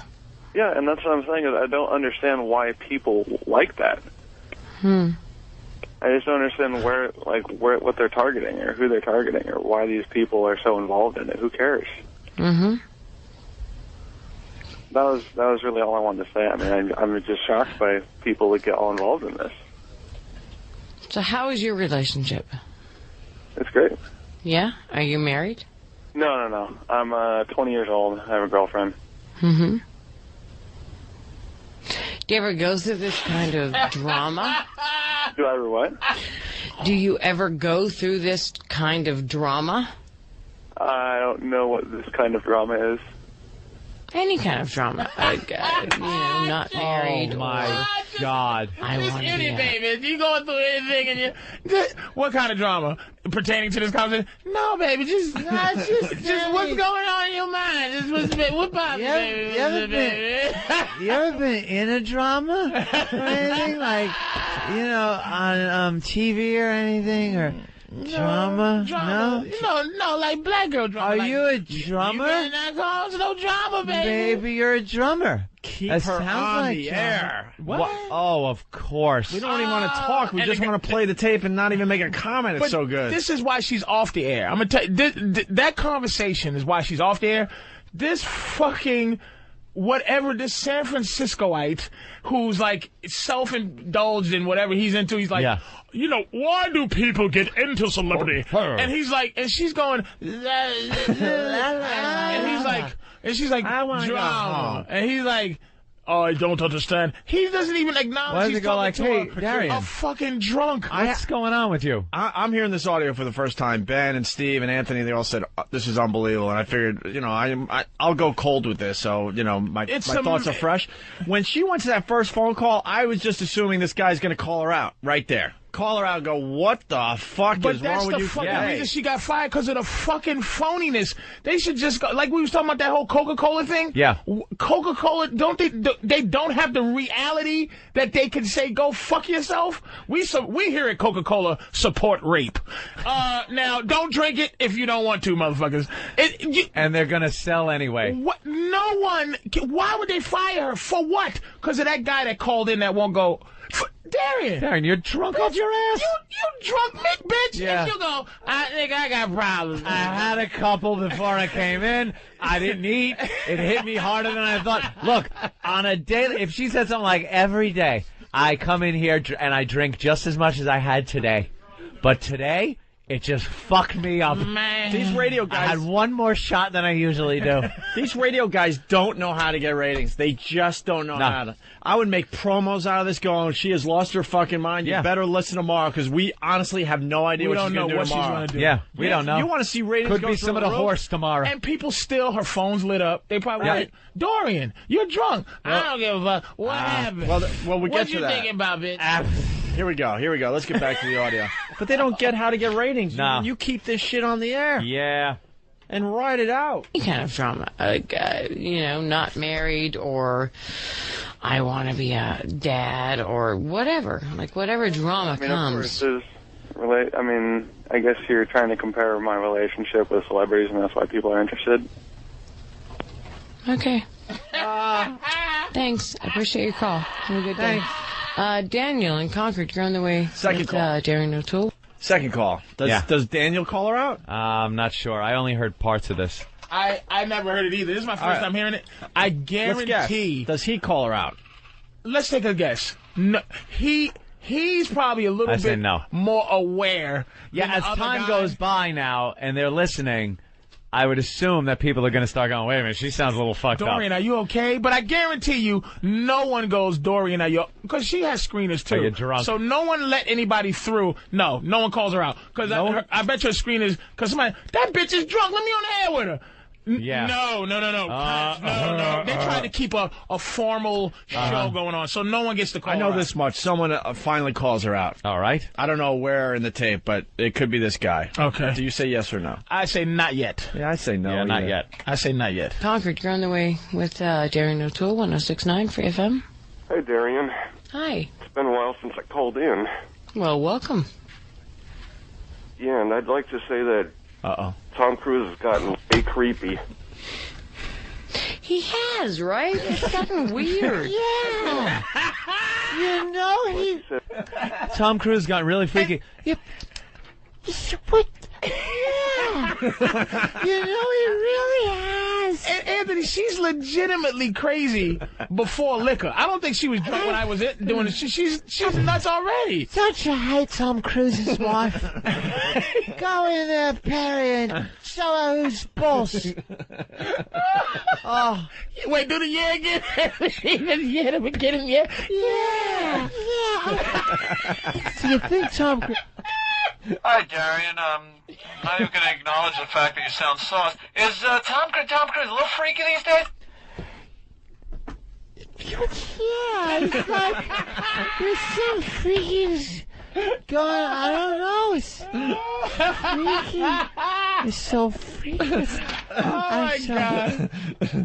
I was gonna, and then when I'm talking, look, I want to tell you something. You're a hedge. Oh. Darian, I'd just like to address the Tom Cruise issue you were talking about. You must have hated that moose. He's taking my paycheck out of the envelope. You think it's my last paycheck? Oh, my God. Poor Darian. Bitterman removed me from the studio. It sucks because she was always cool to us, man. She was not. Look, she was very. She was the only FM person I did an interview with that, like, she's like, I love Opie. We had a big thing about how y'all really want to be on Free FM, this back and forth thing. Look. And she's nuts. I hated to say I like that lady. You're my general manager. I just thought I was doing very good with you.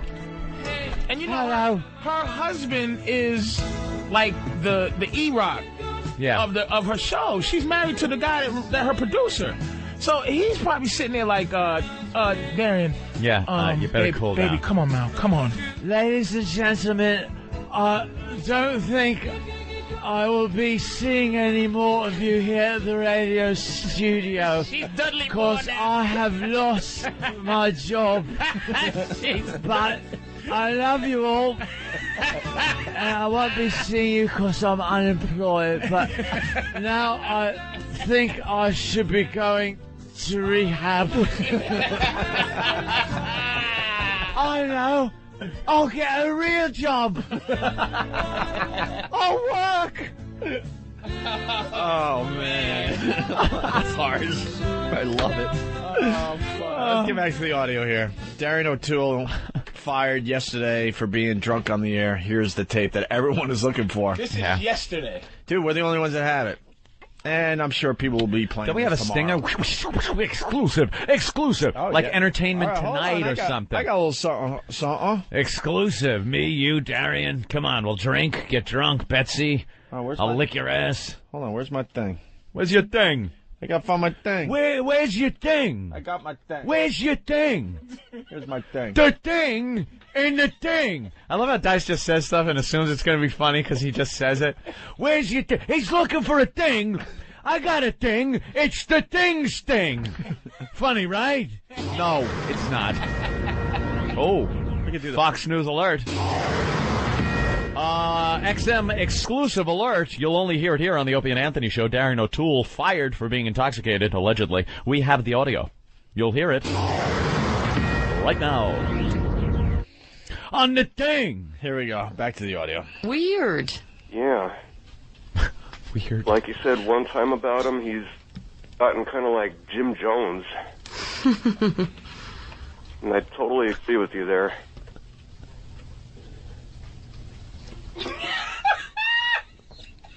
Yeah, and then he got a little weird. Yeah, so now he's just like I don't know, some kind of weird sort of cult funny guy. stuff. Yeah. These delays aren't put in, by the way, by us. Serious help. All right, thank you. Colette, you're on the air with Darian on 106.9 Free FM. All right, does Colette call her out? This is the third caller. Colette. Somebody eventually calls her out. A girl in San Francisco. I guarantee. Hi, I'm Colette. It's all right, and this is not being. I'm not saying this because of San Francisco. No, I'm saying it because of San Francisco, but I'm not saying it to be stereotypical. A gay guy calls her out. That's the only honest motherfucker in San Francisco. They will know by the voice. Some gay, and you yes, can tell we will. by the way they talk. Some gay guy will go, Darian, this is a travesty. What you're doing? It's embarrassing to the company. Darian, you're embarrassing yourself, Yes, girlfriend. Yes. Take care of yourself. You're better than this. You're better than this. Starry, starry night. All right, it's Colette. This chick will not call out. All right. What you think? What you think? I think you're right. What you think? I think everyone is so self-absorbed they just don't even know she's drunk. Yeah, this woman is now on hold just wanting to talk about Tom Cruise.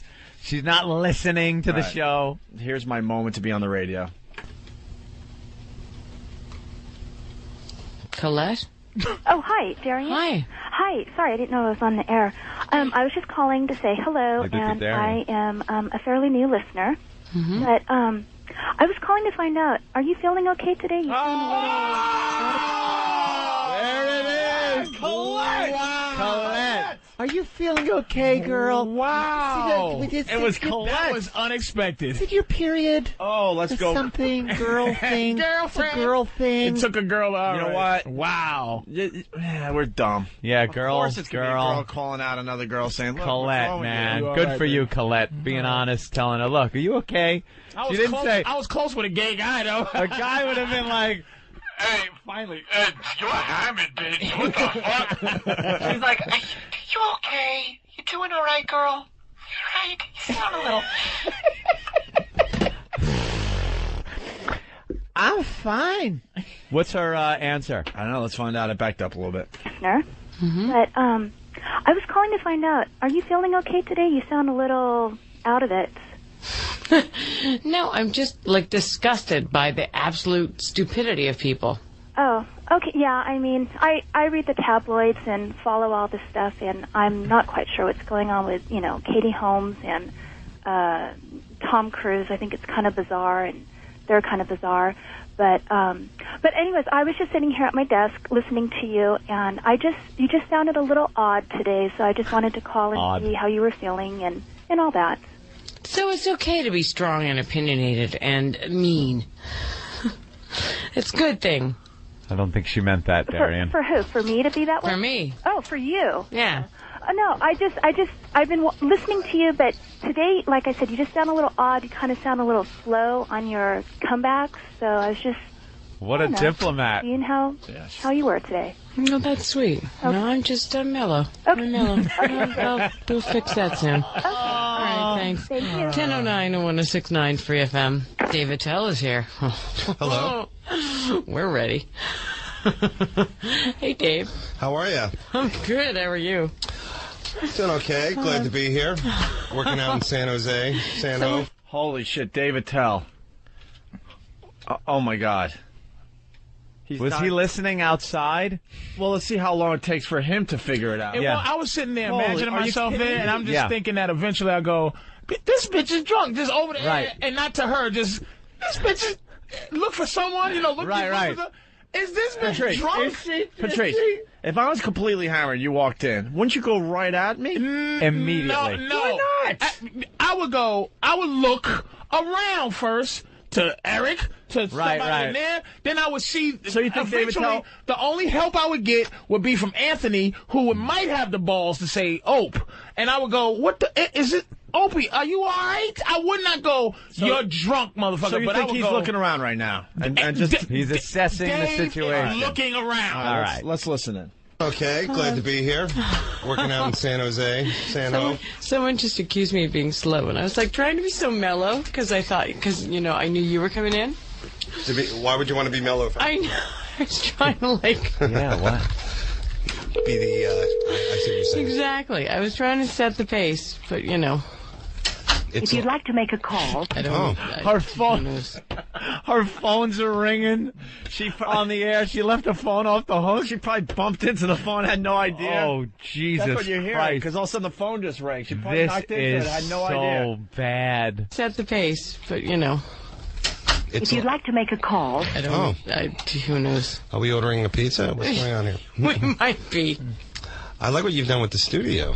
You love it? Yeah. It's pretty, right? It has kind of an outpatient feel. There's like one poster on the wall and a TV that's not working. I like it. What's up, man? Welcome, David Tell. Thank you. No, how uncomfortable. So what's going on with you, Mr. Mr. Bad? I'm doing some road work. Mr. Man! What's up with you, Mr. Man? This is the greatest segment of it. Unbelievable. How uncomfortable is Dave sitting there because he's waiting for a cue to start talking about something. She's conducting the show. And she probably knows she didn't say anything. She's just like, what's up, Dave? And Dave's like, hey, just gonna come in and play in San Jose. What's going on? David Tell. Yeah. You want to start? A telly, bo belly, banana, yeah. Mr. Man. 5 more minutes. What's up with you, Mr. Man? Here we go. Here we go. Oh, is this rough? I'm doing some road work right now. That's what we call it in the comedy Hey, Opie, please, bring it back to Mr. Man. Please go back to Mr. Man. You gotta go back to Mr. Man. Go back to Mr. Man. Mr. Man. Thank you. All right. So what's going on with you, Mr. I'm doing some road work right now. That's what we call it in the comedy biz. Heading from San Jose to Sacktown, Sacramento. Working my way back down to L.A. you know. And he's lost. Got some things in the works, I guess. That's what people say. But mostly just doing my comedy. What do you think? I think you're crazy. Am I? Mm-hmm. How's that Red Bull? Is that your morning? Mm-hmm. That's it? I don't drink coffee, I know. Why not? I don't know. It's a thing. It's a thing with me. Coffee does nothing. We live in the best coffee town outside of Seattle. I know, right? The coffee here is so good. It's like mother's milk. Yeah. Wow, there is just nothing. Poor Dave. Dave is probably sitting there looking at her like, oh my God, I don't know what to do. If I come in here and fucking, it's like, Opie's like, and me and you might be talking about whatever, and you like, well, say, you know, like, here, all right, Jim and Ohio. Yeah, here it is. Patrice, what are you doing? Nothing, nope. Wait a minute, now Anthony's drunk. Oh, you're drunk. You're drunk. Now, I thought you were imitating me. Anthony's drunk. Now wait, there's no Opie in here. Right. It's not even our show. All right. It's a show with a host. I'm just host A over here. Okay. And okay. How would you handle this? So we have Patrice O'Neill and Patrice. What are you doing? I'm here in New York. You know, I'm doing Caorline's over here in New York, man. Just doing my thing. Yeah. Just. You're crazy, Mr. Man. So what are you doing?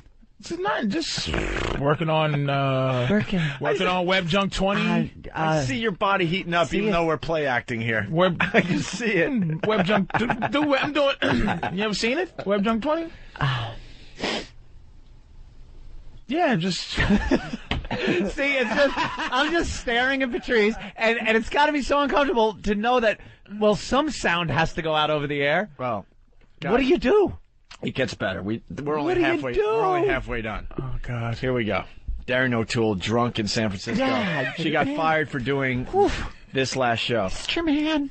And hey, while you're there in the studio today, it sounds like Darian's a little drunk this morning. Yeah, you think she is? Have a good time and take advantage of her, all right? Are you a little tipsy tonight? Darren? Hello? No, not at all. I'm just, Okay. You know what it Is is? it the Olympics? 'Cause No, it does seem to me. Dave, are I'm you a doing chronic insomniac. I haven't slept for like 5 days. Wow. Last night, yeah, I know, my doctor hooked me up. Last night I slept for 10 hours, so I'm How was totally that? boring. Did you have dreams on top of dreams? I do. Oh my God, I did. I totally did. That's a lot of sleep. 10 hours. It's a lot to process. Man. Yeah, I know. So you must feel so good today, right? Kind of, but stupid, though. I feel stupid. No, I do feel stupid. Do you feel like just taking your shoes off and just running around? Kind of. Really? Yeah, we're not allowed to do that here, though. Shoes What? have to stay on at all times. What happened to San Francisco? I don't know. Dirty No, I think it's just me, actually. Where are the dirty It was hippies? handed down to me. So are you doing a show Sunday, too? I thought you were just doing 2 shows tonight and then 3 shows Saturday. No, Sunday, the 7, I think it's 7:30. You guys should check either my site or the improv site. I was on the improv site. I think I just saw Friday and Saturday. Let's do it. This is like the first part of CSI. It's always that guy on the computer. Let's check it out. I think it's 7:30, isn't it? 7:30. Yeah, okay, we're doing one Sunday too. Excellent. Yes, that's gonna be the one that I'll be hungover at, but it'll be a good show. So, were you drinking at all? There? No, not at all. Sadly. Craig in Concord. You're on. I wish I was. I wish. Cuts right off. Yeah, she goes right to a call. Right. You've been drinking? I've slept 10 hours a couple of times. I've enjoyed sleeping. I've woken up 12 hours sometimes. And it's never affected me like that. It's never made me drunk. Never made me drunk. Sleep never makes me drunk. I wake up sober than a motherfucker. Oh, tired makes me drunk. Kidding, man. I'll tell you one thing. I've woken up hungover, but never drunk. Yeah. No. Well, here's another caller calling her out on being drunk. Very good. So what? So you said you got a great sleep last night, right? Mm-hmm. And then, where do you live? You live in San Francisco? I do. South of Market. Why don't you just give out the address and prepare to be stalked? I have before. So you have? Yeah, nobody cares. Are you a single lady, or you got a fella back there right now doing some little guy pottery? that's running around. Oh, okay. So you're like a husband and wife team. Yeah. That's cool. That's so you live together, you We're not work husband together. and wife. No. Okay, you're longtime partners. No, we're not even long time. We're just like, it just happened. Yeah. Okay, you're living the longest one-night stand. Yeah, maybe. Okay. And do you have a dog? No. Would that help? No, well, that usually is when the relationship takes another step when you're like, we need some other living thing in here. Care more about the dog. We need something else alive in this room. He's going away for the weekend. Where's he going? This week, he's going to Tahoe with like some guy friends. Oh, nothing's going to happen there. I know. Tahoe. But I'm going to be like a jealous girlfriend. I'm like, okay, go ahead. If he said Reno, now that would be, Yep. So, are you married, David Tell? No, I'm not. I'm actually married to the Olympics right now. I can't seem to get away from it on the internet. All right, let's talk about MySpace. Oh, yeah, let's talk about MySpace. Wait, tons of people want to talk to you. Okay. All right, here we go. Steve, you're on the air with Darian and Dave. Hey, Darian, 106.9 FM. Good. How are you? Oh, can't complain. I was actually on my way up to Tahoe last week, and you are a virus that has blanketed California. I know. You can be heard on 106.9 all the way past Sacramento, about El Dorado Hills. I am. Look at you. Inescapable. You loving it. Stockton, Lodi, Modesti, Santa Clara. Modesto. Plague. Excellent. So we all love it. Okay. All right. I'm just here to, bring reason. Really? That's what I wanted to say. He just wanted to say he could hear me everywhere. All right. Don't you feel good about yourself? I you do. put a lot of hard work into it. Yeah, please. Wow. Yeah, please. Sounds like she's having a breakdown, too, man. Like a lot of Mark stuff. from Fairfield, you're on the air with Darian on 106.9 Free FM. Dave, you are so funny, and I just got to know, how drunk is Darian? Jesus, Really nice. Sober up before you get in there, man. She's drunk with power. Didn't you hear that they can hear all the ways out to Santa Marinios? Yeah. Well, have a cup of coffee, girl. We can hear you slurring all the way out to Fairfield. Dave, you're the best. Thanks, brother. Dave's not even. You know what? I have to say one thing. I don't know if you know this about me, but I enjoy a drink every now and again and again. Mm-hmm. And all I can say is if you're going to drink at your job, make it vodka because no one can smell it. Oh. Right? You just look like you're really intensely thinking about making copies. You did? I did, which is the irony. What happened? I just decided I was too old. You're never too old to drink. Okay, good. That's what you're supposed to do. And here you are, in the wine countries. I know. Well, don't you want to have a nice Chardonnay? And as soon as I'm boring, they're like, oh, she's drunk. God. When I'm completely sober and crazy, they're like, oh, she's drunk. Being drunk is never boring. Sober. Okay. Mario. There's a lot of cleaning involved. Go ahead. I shouldn't have had that up. Wow. You know what I'm surprised at? Huh. I'm surprised that on the radio, like the Target didn't come on and they start going, they play that music.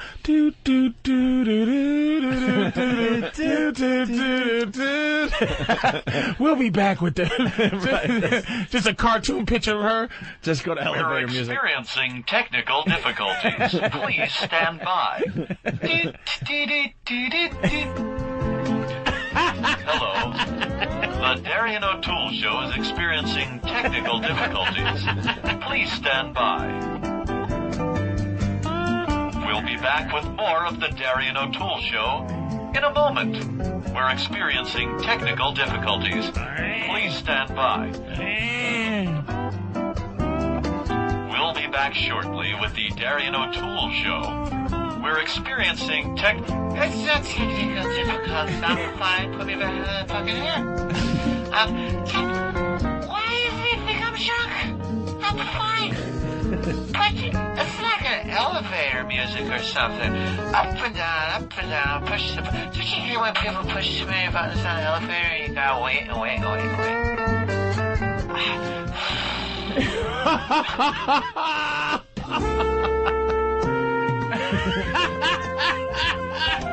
The Darian O'Toole Show will no longer be heard in this time slot. Please stand by while we find another show. Oh, my God! Darian O'Toole never existed. We are wiping her from the slate. I will never again say the name.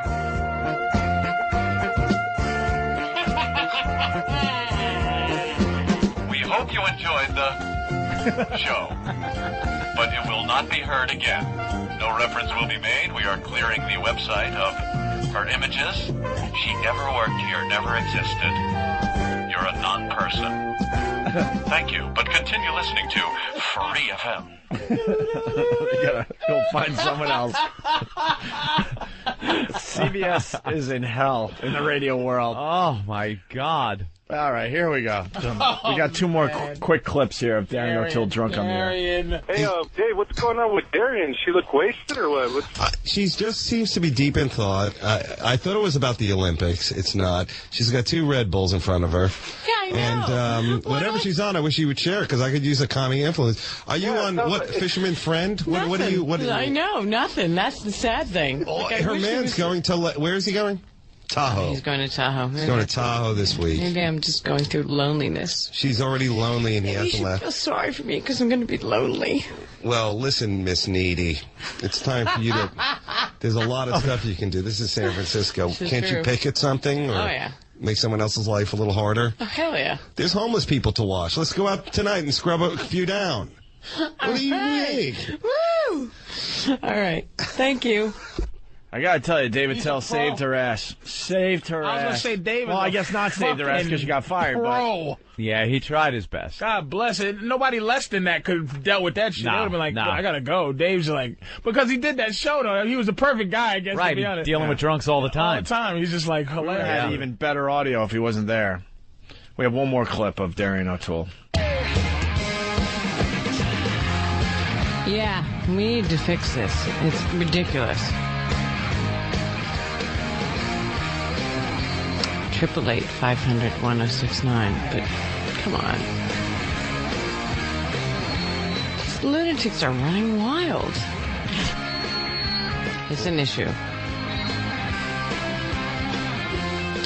Let's take care of it. We have lots more to make fun of. Oh my God, we've got comedian David Tell coming up. Fun. But substitute teacher. He left as a man. He came back as a woman. All hell broke loose. I don't think it's fair. Gilbert Gottfried. Say no more. College student that loves to make porn on their own. And an SF doctor working without a license. Oh yeah, we've got some fun. We've got some fun coming up here. We got some fun. We got some controversy. We got it all. 10 to 2. Darian O'Toole Show, 106.9 Free FM. And that was it. Just a sample of her drunk on the air. Oh, Wowie, so kazowie. I got her fired. And they goodbye. Bye-bye. She never existed. Bye-bye. She never admitted she was drunk though. No, she didn't. Maybe she has the grounds to get her job back. Maybe. She had pills. She's sick. She's kind of sick. Could given be her a- some pills, a reaction to a pill. Yeah, that'll probably be the excuse that it was some medication. She never said she was drunk. Needed some medication. Never. And then, It's all yeah. speculation. If you're going to fire somebody for being drunk on the air, you should have a breathalyzer. So when they leave, you got some numbers. Got to get the numbers? Got to get the numbers. That sounded like she had quite a few in her, though. You could have a nice buzz and kind of, Sounds like it's more than alcohol. You think it's a little, yeah. She takes all kind of medicine and pills she probably and takes stuff. pain medicine. Maybe. Yeah, it probably does. You got to cut her some slack there. Yeah, Maybe she took a really good sleeping pill. She's But like in the middle of the night. Yeah. You got to take that shit a lot earlier. No, that sounded a little fresh. She's kind of not That was like a little fresh. She's not like she's like all across the board. Like even if she was really healthy, you could see where like her, she could be miserable a little bit. You know what I mean? Yeah, you got to give her, that. I mean, you got cancer. You want to be able to take some pain pills. Maybe that was it. Drank it probably with one cup of vodka or something. Maybe, right? A pint. We'll get more. We'll wash it down with a pint of vodka. We'll get more from that story. I think she'd get a job back. All right, let's. Maybe she was just on Benadryl. Like Jeff Conway from Celebrity Fit Club. All right, we should take a break. Twitchels is here with his fellow comedians. They're doing the Short Bus Tour. Should we have them try out their act? Of course. Absolutely. All right. Of course. I think Ralphie May is stopping by. He should be here, maybe. Is he around yet? Not yet. All right. Ralphie May is stopping by to say hi. Oh, as skinny well. ass Ralphie. Is he getting skinny? Yeah. Skinnier? I'm gonna leave him alone too. Me and Ralphie always got some kind of beef. you know, a lot of motherfuckers, I can fucking fuck around with and shit, you know. Or like from Tough Crowd. There's so many people hate from Tough Crowd. Dom Herrera can't stand me. Why? He wants me dead. Didn't people understand it was on TV? It's a show. Yeah, a lot of people just like, fuck, I ran into, Bobby Slayton? Yeah. I ran to him in an audition. He's like, I refuse to do a show when you're on. He seems like a prick. He's not really a prick. That's comes his off thing. like one. A lot of guys, that's why I get along. Tough guy. A lot of guys, that's not really them. Right. Like Slayton is like crazy but off stage that's not him. But then you would think he would be fine with who you were on Tough Crowd. But it's the insecurity thing. Like, I'm a loud fucking asshole. I can't, that's not my act. It's not, you know. That's just you. Watch out, baby! I'm you and you and you. Wow, I'm gonna kill everybody. And then you get off stage, it's like, hi, my name is Mr. Man. Yeah, it's like, oh, come on, man. Don't tell me you said you wasn't gonna do it. Cause you know who's the real McCoy? Pat Cooper. Pat Cooper is the real fucking McCoy. Yeah, that guy's out of his mind. Definitely. He's not that motherfucker, so. He doesn't hold back. Yeah, Pat Cooper's trashing us the other day, actually. Yeah, he was doing. He trashes everything. Everybody, and it wasn't. I don't even think Equal it was a opportunity. legitimate trashing of us. I have no idea what he was trying to say. He's trashing I would love us. to get him on the show to talk about this. He was crap. trashing us God, to you're trash setting us up for Howard. a lot of bits. We happen to have Pat Cooper audio on. Are you joking me? And he's trashing us. Play it. He's trashing us we don't really in get order it, to though. trash Howard. He was trashing Howard, saying, why did you make these guys famous? It's your fault that these guys are millionaires, and it's because of you. Because you brought them attention. I bet you if you called Pat, he'd fucking talk to you. He would in a second, I know. He's not a phony. Yeah. That old man is just a crotchety old fucking, fucker. He is not fucking around. Someone get the word out to Pat Cooper. We'll have him in. Didn't they, like, throw him out of the Friars Club or something? Oh, my God. So obnoxious. He was talking about Rodney Dangerfield when he was dying. So it was so fucking brutal. Who cares about Rodney Dangerfield? He said, if I'm walking around with a coconut on my head, shoot me. And then Rodney had like a tumor. He said, no. He said, if I'm walking around with a coconut growing on my head, just throw me out the window. That's funny, man. Pat Cooper is not a bullshit motherfucker, man. Throw me out the window. And Rodney Dangerfield would appreciate that joke. Yeah. Hey, is Ralphie May here? No, I haven't seen him. All right, we're waiting for Ralphie May. Then we're going to get these comedians in from the Short Bus Tour. Round Boy, who's a big fat guy. Yeah, we'll let him do a little something. And then we got a comic with cerebral palsy and a comic with spina bifida. There you go. Short Bus. Short Bus And then Tour. we got Twitchels doing his... And Twitchels with his Tourette's. So here we go. Who's the leader? We'll try to do this real fast before a break. All right? It's Pat Cooper trashing us in some bizarre way. Let me tell you something.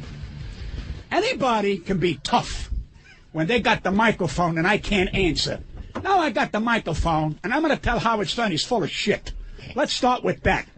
He turns around and says, I can't handle fame. I left the Howard Stern show because Howard Stern made an ass of himself when he started fighting with Opie and Anthony. What are you talking about? And when he makes Opie and Anthony become dickheads, beat his ass in, I said, it's time for me to go away. Because Opie and Anthony, he made them millionaires. You know what Howard made me? $35 a week. That's the fucking difference. People who help them, he don't help. See, Pat Cooper... Trashing? Nah, I see it as That's just... absolutely not a trashing. Well, what happened was when Pat Cooper found out that Howard Stern had a gag order on us, he couldn't believe it. And he's a stand-up guy. He said, you know what, I can't be part of your crap. If you're putting gag orders on fellow radio guys. Years ago when Pat when he stopped doing Stern. Yeah. Years. Some of the funniest Pat Cooper and some of the funniest moments on Stern's show was when Pat Cooper was on. Remember years ago. Who told you that? Who told you that? Who told you that? Who told you that? When he just kept yelling that over and over again. Got funnier every time. What does he mean by Howard made us famous? He's saying that, you hear at the end, he goes, what does he make me? $35? He's like, why would he give you guys the time of day? Right. Basically what it's saying is it's like you look up to somebody or you respect somebody. It's just like if I look at you guys like, you know what, y'all some serious, if I'm out there going, these two are some serious motherfuckers, and then like Joe Blow, the new radio guy, comes around and he goes, you two bitch ass niggas, and y'all go, hey man, forget him. Forget that guy's an asshole. I don't want to deal with him. Pat's kind of like, what, motherfucker? And I can't make money. He's not. He's saying Why not him? He shouldn't have given us the time of day. Yeah, is what right. he's It's saying. like you represented. Basically, he's giving you a compliment because he's saying you're the guys. Right.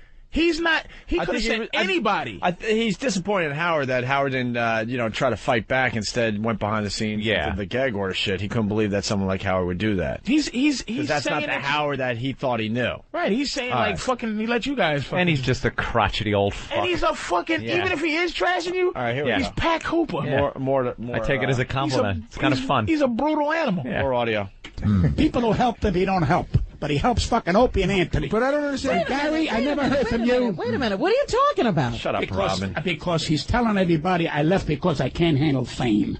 That's bullshit. No, that's not true. That's not what he said. ever said. No, he never said that. He said it a couple of weeks ago. Don't tell me. He said that that's one aspect of your personality is that you can't handle fame, but that's not why you left the show. Yeah, but I gotta know, why did you leave the show? Because I know I left it because when I saw the energy that he made two assholes big stars for no fucking reason. But how did he do that? I don't understand. Holy shit! See that Two was assholes, big stars for no fucking reason. But what's the problem with that? You two assholes. We are assholes.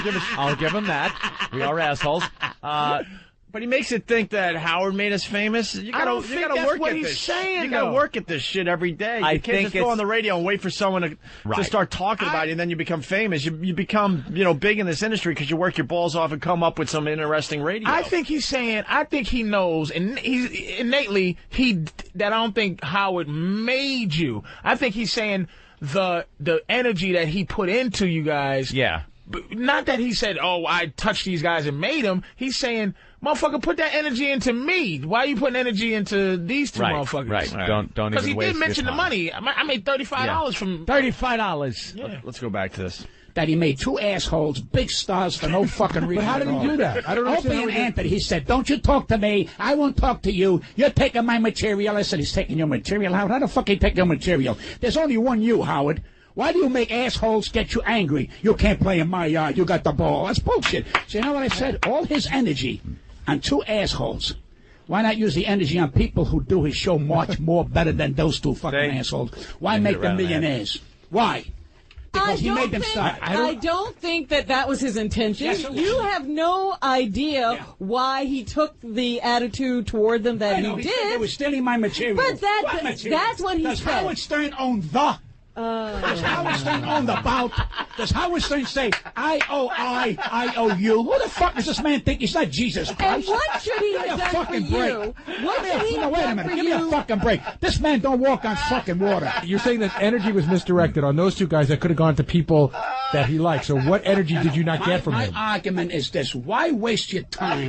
Let these two assholes become bigger when they shouldn't, because they're dickheads. These two fucking guys are dickheads. You got great guests, not me. I'll give 'em great that. guests. Push them, help them, pick them up with a car once in a fucking while. They got to take a fucking subway 6 in the fucking morning. I blame Cut that. the shit. I blame that on Les Moonves. Am I right? Did you pick up anybody with a car? Howard don't go for shit when it comes to picking up a fucking car, for picking up a check. Where is he? If I work for Howard Stern, I genuinely- if I work for Howard Stern, I tell him, Howard, you're full of shit when he is full of shit. Pat, I genuinely don't see how he made the millionaires. I don't see that correlation. Because of the publicity, made every paper in the country.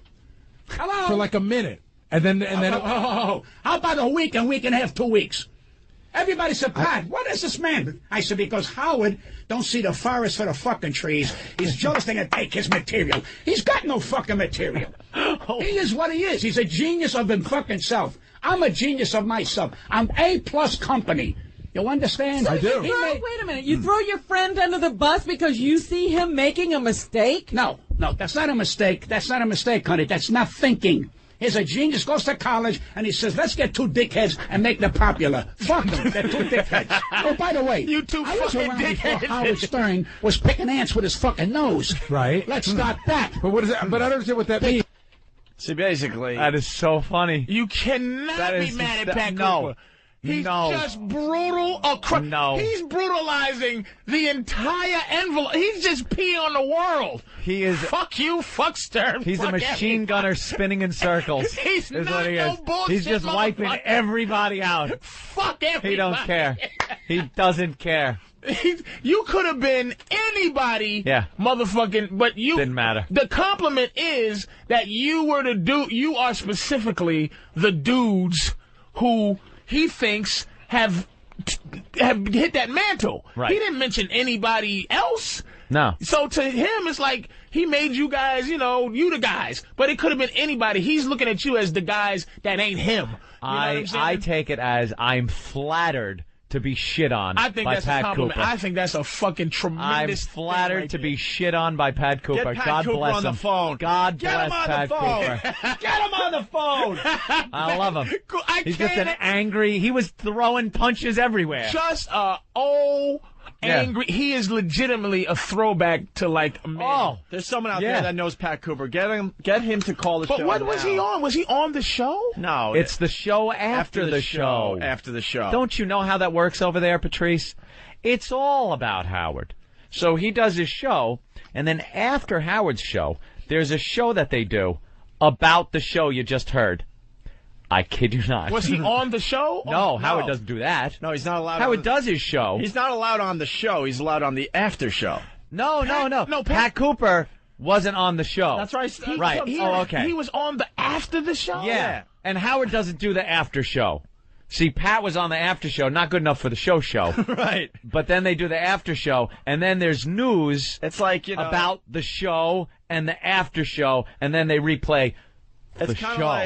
It's kind of like the post Super Bowl show, and you're a football player, and they just let you kind of throw some passes. This from the guy that wouldn't sell T-shirts or coffee mugs with his image because he was worried about overexposure. There you go. Let's get through the Pat Cooper audio. There's like a minute left here. Get Pat Cooper on this damn radio program, please. Dickheads and make them popular. Fuck them. They're two dickheads. Oh, by the way, I was around before Howard Stern was picking ants with his fucking nose. Right. Let's start that. But I don't get what that means. Because he is not the only one to do what he has been doing. That's been done for years. He got in the door because he did it the right way. But he's doing it the best now. I didn't say no. The man is a fucking genius. As far as I'm concerned, a fucking genius. Anybody that loves Stan Kinison, it can't be that fucking dumb. Was that revisionist history, or am I missing something? That's how I see it. Big time. Robin and I were just saying, I remember he was mad about the Opie and Anthony thing, but the thing that he was mad about was not that Howard made the millionaires. His exact quote was, when he could be quoted this way, was, "Who the fuck is Howard to tell anybody what to do?" Right. That's what it was. That's what the anger was. Not about he made these two idiots millionaires. That's new. Yeah, all of a sudden now, it's Howard wasn't good to his friends.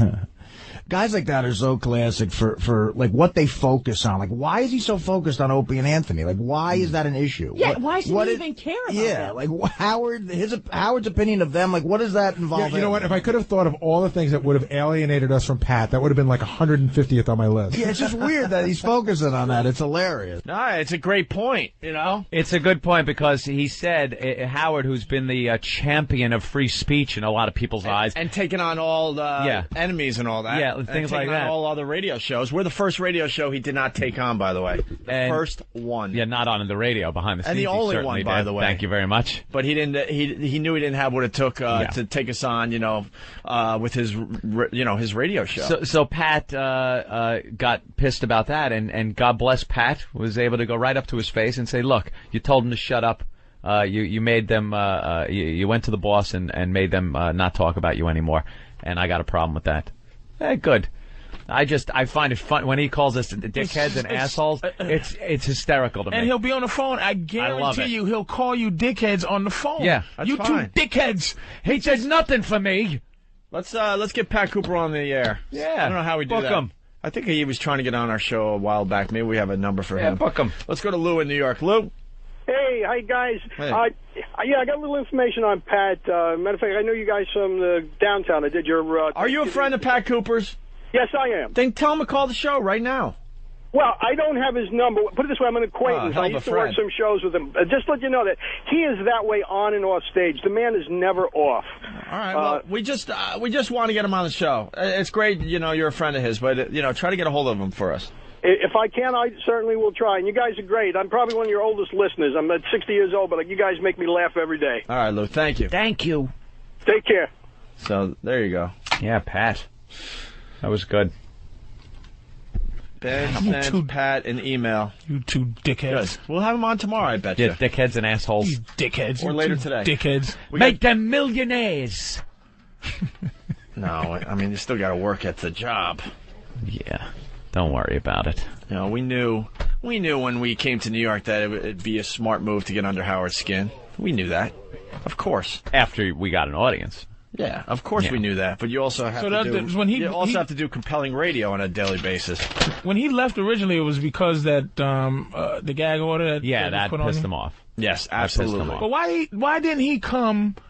I guess I answered my own question. But why didn't he come to you guys, like to say, he just goes... Because we're assholes and dickheads. You're dickheads, right? He's like, fuck you. Why go on that show? The gag order, by the way, that was well reported. You could Google that and read about that. That was a fun few months. Why don't we take a break? Ralphie May's here. And then we got Twitchels and his comedy troupe. Short bus tour. Yeah, we'll talk about the short bus tours. To Big Tracks, XM 49. Actually, one of the songs they play on the new channel on XM. We're back with the Opie and Anthony program. What's wrong? What happened? Just giving Patrice the update on Club Soda Kenny. It was in all the papers, Yeah, he's doing all right. He's doing fine. It'll work out. Looks like it's going to work out for him just fine. We don't have an update yet. When we do, we'll tell everybody. Yeah. We also got to say hi to Ralphie May in studio. Ralphie. Hi, kids. How are you? What are you promoting, Ralphie? Some stupid spot in Poughkeepsie tomorrow night. Poughkeepsie, huh? Poughkeepsie and then like Hasbrook Heights on Saturday. Bananas? Yeah, Bananas. There you go. We know all the clubs. Y'all do know all the clubs. Gotta. We make them a lot of money here. Y'all do. Yeah, we try. Your fans come out, and then they gripe at me, why don't you do the show more often? I said, because your brethren shitbags on me all over the message boards. That's why I don't fucking do it more often. What are you talking about? There you go. Oh, dude, they're fucking brutal on the message boards. See another one. We know. Exactly. You gotta watch the message boards. You gotta stop reading the message boards. Leave them alone, fucking. You just walk away. Just walk away. I get sent excerpts in email. Hey, really? This is what they said. Just in case you don't go to the message board. Let me cut and paste this excerpt, and you could read it and pity yourself. How shitty you were. Apparently somebody in Iowa thinks I'm making them fat over the radio. Isn't that a bitch? I'm getting blamed for other people's obesity. Hey, you had the surgery? Can we talk about the skin surgery? Sure. Because our own Big Kev had the same thing done. Ralphie, you had your stomach stapled a while ago, right? I had it gastric bypass in November of 2003, and I've lost like 250 pounds since then. And shit. I did that show Celebrity Fit Club, and I got hurt. I got a huge hernia, and I had to have that fixed. And while I was in there, they said, we could take off this whole bottom gut, all this extra skin. I'm like, really? Wow. Take it off. All right. And the next day I was in surgery, and they took 40 pounds of gut. I got a lap now. I never had a lap. Holy 40 pounds. 40 pounds. I would make an ottoman out of it. Did you get to see it? What? No. That'd have been cool, though, wouldn't it? No. So? What is that? Just going to some biohazard waste fucking canister? It's actually been donated. Yeah, they make shampoo out of it. No. Stop it. Yeah, they do. I'm telling you, they make shampoo out of it. But they donate it for someone's like Scoliope. Skin graft? Like a guy like Scoliope. Scoliope? They'll just give him new eyebrows. Half a Hulk face. They'll just post someone's gut up there. Sorry about the freckles if you're out there and you got my skin. Sorry about the freckles. What about did they have to rebuild your belly button, or were they able to cut around it? Yeah, they cut around it and put it back through. Put it back where it belongs? Yeah. That is the oddest goddamn thing, man. It is so weird. Oh, surgery is just the oddest fucking what they're doing these days. They just keep asking me to do fucking Celebrity Fit Club, man. Yeah. You should, dude. I just can't. Why? I don't know. My career is more important than my health. Yeah. You're already on VH1. It's not like it's a step down. It's Jesus. Like, I just can't. I just can't have somebody, that the white girl, thinking that I've been raped. That's why I eat pasta. Fucking the Lou Gossett character who's telling me have a nice fucking day as I'm telling her, suck my dick. As I'm trying to fuck all the fat girls on, trying to fuck Tempest and. Oh, it's all right, fat bitch. Come on, yeah, they got to get rid of the psychologist. Your goal, Patrice, is going to be 8 pounds this week. Thank you, Lewis. Thank you. I want your DOR. I got no place else to go. DOR, Patrice. Find Patrice hung in the closet. Don't you do it. Don't you do it. I got no place else to go. Don't you do it. Don't. Got them all. You do. You have them all, don't you? I got nowhere else to go. I got nowhere else to go. Hilarious. I got nothing else. I got nothing else. I got nothing else. And another big thing. Ant is the guy. Ant's the dude that doesn't have to be on it. Oh yeah. What's the story with Ant? He has changed. I don't know how much surgery he's had, but it's apparently a lot. Yeah. What is he doing to himself? I don't know. He is. You look at the first season to now. Yeah. Completely different guy. I mean, what are they doing? I don't know. Botox. I would say Botox. Hair plugs. Hair Something's plugs. going on with the hair. Lipo. Wow. There might be even more going on. A little nip tuck. That faggy little look he gives at the end of the show where it's kind of over his shoulder before he walks away. Scales. Activate the scales. And he purses his lips and turns around. I want to be a fag basher at that point. I want to be someone who just punches him in the face for being gay. He makes a face. It's just you guys that activate the scales. You guys that do the show, you guys are wimps. You never called him out on his crap. Oh, are you kidding me? I was up there all the time. I go, Ant, can you be a little less Queenie? Please stop. Hey, it's Queenie. not about Jesus. Here, Queenie. Just a con and whatever. Hey, say it a little more, Butch. Please stop. I mean, he turns it up. He becomes Paul Lynn for no reason. I mean, Jesus. It's like, what happened? It's more, not even the gay thing. It's more like, he acts like his shit don't stink. The guy's never done a push-up in his life. He doesn't know how to exercise or eat right or any of that crap. Like, he has that weird if you're big chest and chastising people, you ought to be a rail. His chest and his stomach are the same size. Like, he's completely a barrel shape. He gets no ass in Santa Monica. Ant's a fucking 4 in the Village. He's a 1 in Santa Monica. You ever see those Santa Monica fags? They will kick your ass and fuck you. They will. Gangster fag. They are fucking built like those old Greek statues with the fucking with the leaf on the dick. Right. Those are those fags in fucking Santa Monica, and that awful Ant. And there's Ant. Oh man. I almost got beat up by one of those fags in L.A. I was my trainer was like, I want you to walk on this treadmill for 4 miles, and I fucking snapped. I'm like, 4 miles? Are you out of your fucking mind? Look at that. That's like 16 miles of that little faggot over there, and I said it way too loud. And the little faggot came over and got kind of pissy.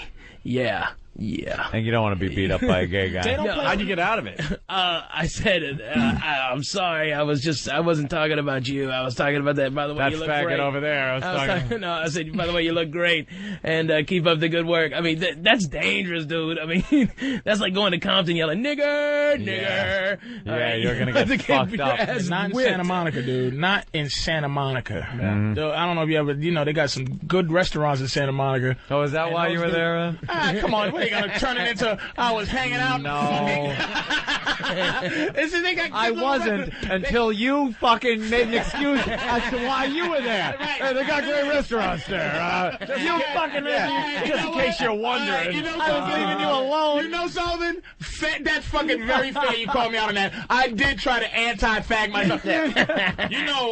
Fags eat deliciously, and I like to eat deliciously, too.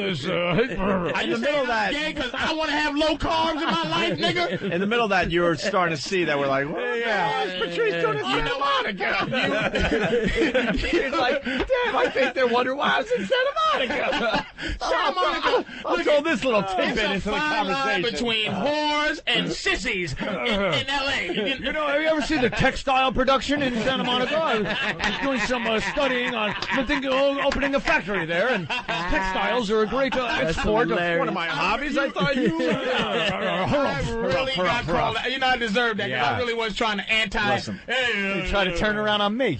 I eat beef. See, a lot of times, motherfuckers. Listen, we got to get Twitchels in the gang in here. Shit. You want to watch some comedy, Ralphie, and comment? Sure. That's what we're gonna do tonight. Anyone else? We got to get a bunch of guys in here for this. That's what these guys do. Let's start with Twitchels. Comedy. Get Twitchels in here. We got Twitchels. This is the short bus comedy tour. We got Twitchels over here. He's got Tourette's. and he's a stand-up comic. Yeah, what's up, guys? How you doing? I'm actually pretty calm today. Are you? You didn't have as many Red Bulls or anything Well, like that? you know, no, they weren't shoved in my face this time, so I figured I didn't Yeah, have and if you say jump or he sees jump, the word jump too many times, he has to jump. It's part of my OCD. Are you serious? Yeah, because I have obsessive compulsive disorder. I was diagnosed when I was 7 with Tourette's, and I also have OCD. So whenever I hear that word, it kind of triggers it. And in order to for a feel while. better, he's got to jump. It's like a thing. Wow. Yeah. So really, if you say jump, he has Yeah, to he do like jumps how like high? that. So Yeah, he's jumping right now. Jump how high? Then there's That's fabulous. Jimmy Graham. Make him do it again, Anthony. Sex Jump. is great. Is that great? Do it again. Do it again. Jump. Jump. See, I said my tics were calm before I came in here. Ass, man. Ralphie can't get enough of That's that. awesome. Isn't that great, man? Wait till we do it in front of about 1,000 people next Friday night. Friday 11 Friday a.m. to 2 afternoon. p.m. Right. 11 to 2, we're broadcasting, 11 right? to 2, Where? Hard Rock Cafe Hard Rock Times next Square. Friday for St. Patty's Day. St. Patty's Day. Hey, St. Patty's Day. And Twitchels will be there jumping for everyone because that's all you're going to hear from the crowd is jump. Yeah. That's very good to know that that's support. We wanted you to sing like a karaoke song with the word Hey, jump man, in I'm it. up for it. I'm up for it. Jump. Yeah. Definitely. Yeah. What was that? I love when we got Newbie in the studio. Was that Darian O'Toole? He just has to do that, Ralphie. Oh, okay. Sometimes Turn you the just volume have down a little bit. to release. Yeah. My bad. I'm sorry. Sometimes it's just like, what is it, like build up, right? Yeah, I mean, it's like an itch you can't itch, and you try to control it, but evenally you're like, You oh, just fuck gotta it, I'm going to let scratch it it. loose. The greatest in high thing? school, I would Yeah. always let it loose when You I got yell home. like cunt for no reason? I used to yell. I used to yell a lot of vulgarity, but that's actually kind of decreased when I got older. So now it's more like the facial tics, the grunting. I had this one tick where you guys haven't seen much, but I do like the head tick sometimes, and with my That's like a banging whole my head upper back. body It's like tick. a blowjob tick. It's really really bad. It really is, because that times my neck starts to hurt. Then my doctor will give me muscle relaxers to try to calm it down and everything. It's crazy to handle, but Better I'm not walk I'm through not Santa medicated Monica for with it. that. Yeah. Oh, wow. And for the record, It's good I'm food not there, medicated for I my heard Tourette. that. Patrice told me. Delicious. It's so awesome.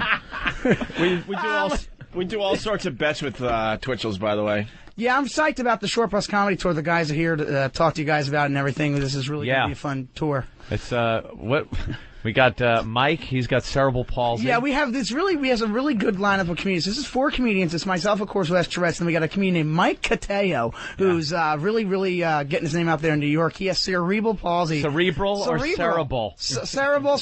I don't know how to say it exactly. either. Cerebral palsy. Then we have Tim Grill, who has spina bifida. Spina bifida. Spina bifida. I blame his parents giving him the name Timmy. And then Timmy. Fucking hacks. That's what does it. Those are all characters. Those are all characters from X-Men 3. Cerebral palsy man. Spina bifida. Spina bifida. And then we Shoots growths out at you from his spine. and then we have Jimmy Graham, who's our token fat guy. He actually used to be my wrestling coach when I was a kid. But he's not even that fat. He's If you're going to have a fat. Man, I feel disappointed. Yeah, right. As one of the 2 fat men in the room right now. No, We're but it's not cool the round because he guy actually, comedy or anything. well, he actually like teaches special ed too, so he has a really. Oh, good he does. So concept he's of kind of the driver of the short bus. Absolutely. Well, that's what I was That's telling good. you about last week. Everybody we didn't got know the that it was my permission wrestling slips? coach. You put this still. together? We're going on. Yeah, I put it together. I thought of it, and I approached the guys. And where's it going to be? We're premiering at the Laugh Factory April 13th, 9 o'clock p.m. That's Thursday, April 13th at the Laugh Factory, and that's when we're kicking it off. In New York, right? Say that again? The one in New York? Yep, right here in Times Square in New York City. It's going to be April 13th. We're really psyched about this. All the info will be on my site, laughterbyLou.com. And you really are calm today. Some days are just like this, huh? Some days, some days I have my close friend and I family. mean, it's fine. It doesn't matter. I mean, I'm just saying. made Some him a days, celebrity. some days Why it's not? like that, It's and some huge. days it's I not. was in Philly, and I said, listen, because I'm looking at him like an open mic hack that he is, and I said, why don't you come by, if you're in Philly? He goes, I might, but I might have some things to do. I'm like, hey. what things do you fucking have you do? No, he asked me the day he was doing healing. Now, wait a second. The day he was... You fucking Tourette middle? No. Don't even go there. He told me. He wanted me to... He said, give me a spot when he was doing healing, I'm right? booked. I was doing that Chiller Theater.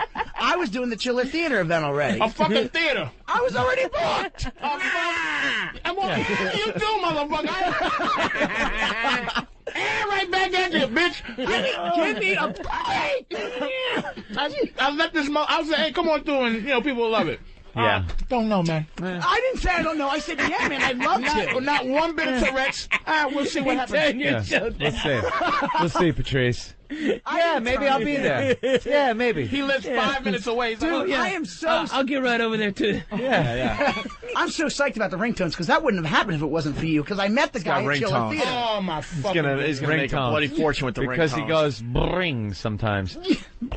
I want that on my phone. I'll tell you right now. Dude, thank you, man. I really appreciate that. I want that. That recorded, too? I want to hear his low ringtone. You record that for me before you leave. I'm throwing that on my phone. Dude, you'll get hooked up. It's really funny because we're really excited about it because it's coming out really soon, and that wouldn't happen if it wasn't for you. Oh, look at Ralphie doesn't know what to say. I love it. I gotta be honest with you, y'all are like the best pranksters in the business. I don't know if he's faking. I gotta be honest with you. We went through that period with him. We're like, this has got to be a thing. I get that all the time. But it's not. There's too much energy being expelled by him to do this. Trust me, there's time. He's like in pain. And when he's not in here and just sitting out there, we've had him out there for sometimes 2-3 hours. And you glance over, and he's just like in the chair all contorted and twitching. Too much work. Yeah, that would be too much. You would really just tire yourself out trying to pull that off. Craig in New York. Yes. Hey, what's going on, guys? I wanted to know when we were going to do some Twitchels betting again. Me and my guys at work want to put some bets down. You want to do one quick bet? Ralphie's never seen it. Hello? Tourette's phone.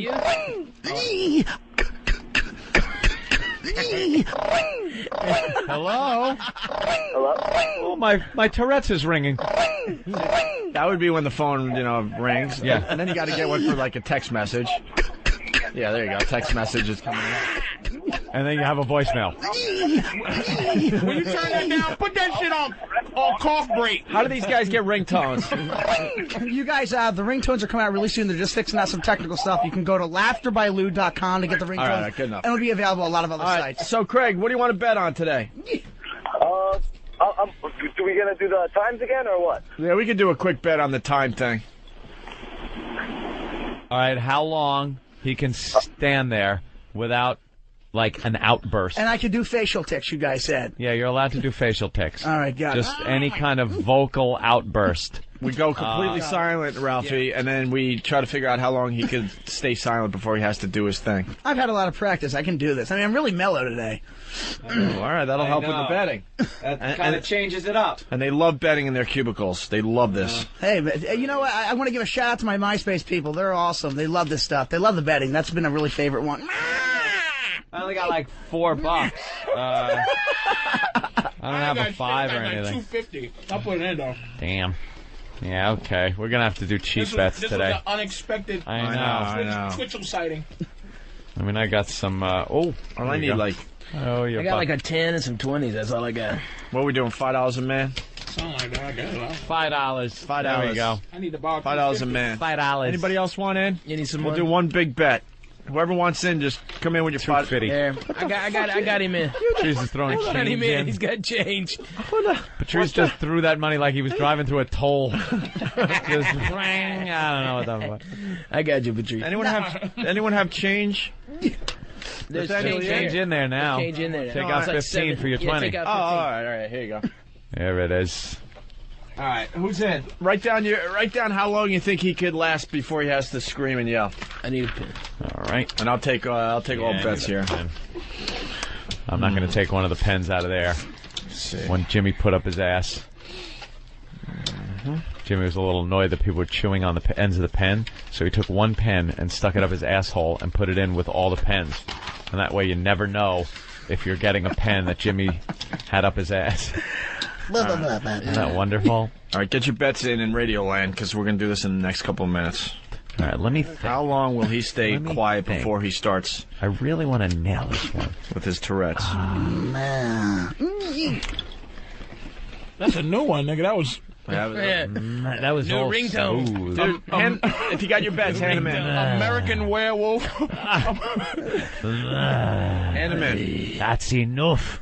That's enough. Stay on the road. Stay off the moors. Hey, you see Thea Vidal on wrestling? What? She's a wrestler. She plays one of the wrestlers' mothers now. What? Who? Thea. Jesus, really? Ralphie. She plays what's the black what's his name? Shelton Benjamin. She plays his mama. Oh, you know, Really? yeah, I had lunch with Mark Henry 2 weeks ago, right before a Raw. Hey, she said huh? that. All right, Good listen. names. Yep. How'd you have lunch with Mark? Did he fucking... Let's get all the bets in here. It was one of those, like, Oh, promo man. things right before the match. Oh, okay. Sexual chocolate. Dan and I might have to split the pot. Only $32. There we go. It's only 32 because Patrice had 250. There I should got only even be for 30. five. It's actually 250 more than everybody. All right, leave it in there. Yeah. 1, 2, 3, 4. I only have Leave 5 it in bets though. We need... Hold on, I got to think here. Anybody else? Anybody else outside want to bet? $5. $5 a man.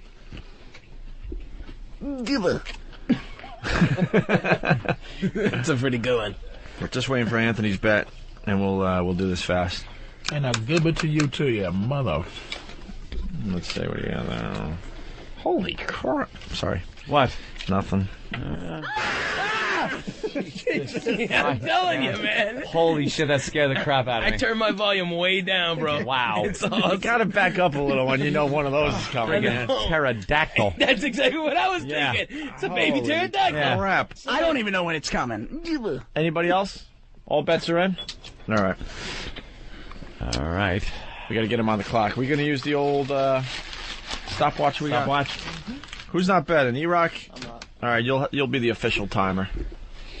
You ready? I'm ready, guys. I'm all As soon as we set. say go, he's just got to shut the hell up as long as he can. Here we go. Bets are in Radio Land. We're going to go in a couple seconds here. Twitchels, go.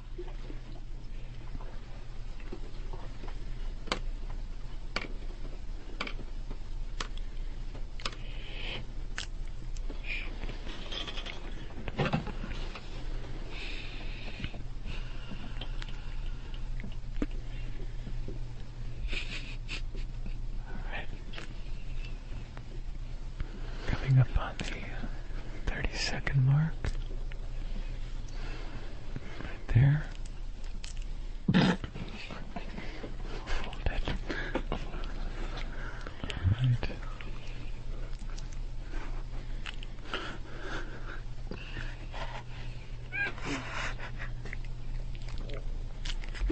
Oh. Oh, damn it. 47? What was it? Official 48 seconds officially? 48. Who had 48?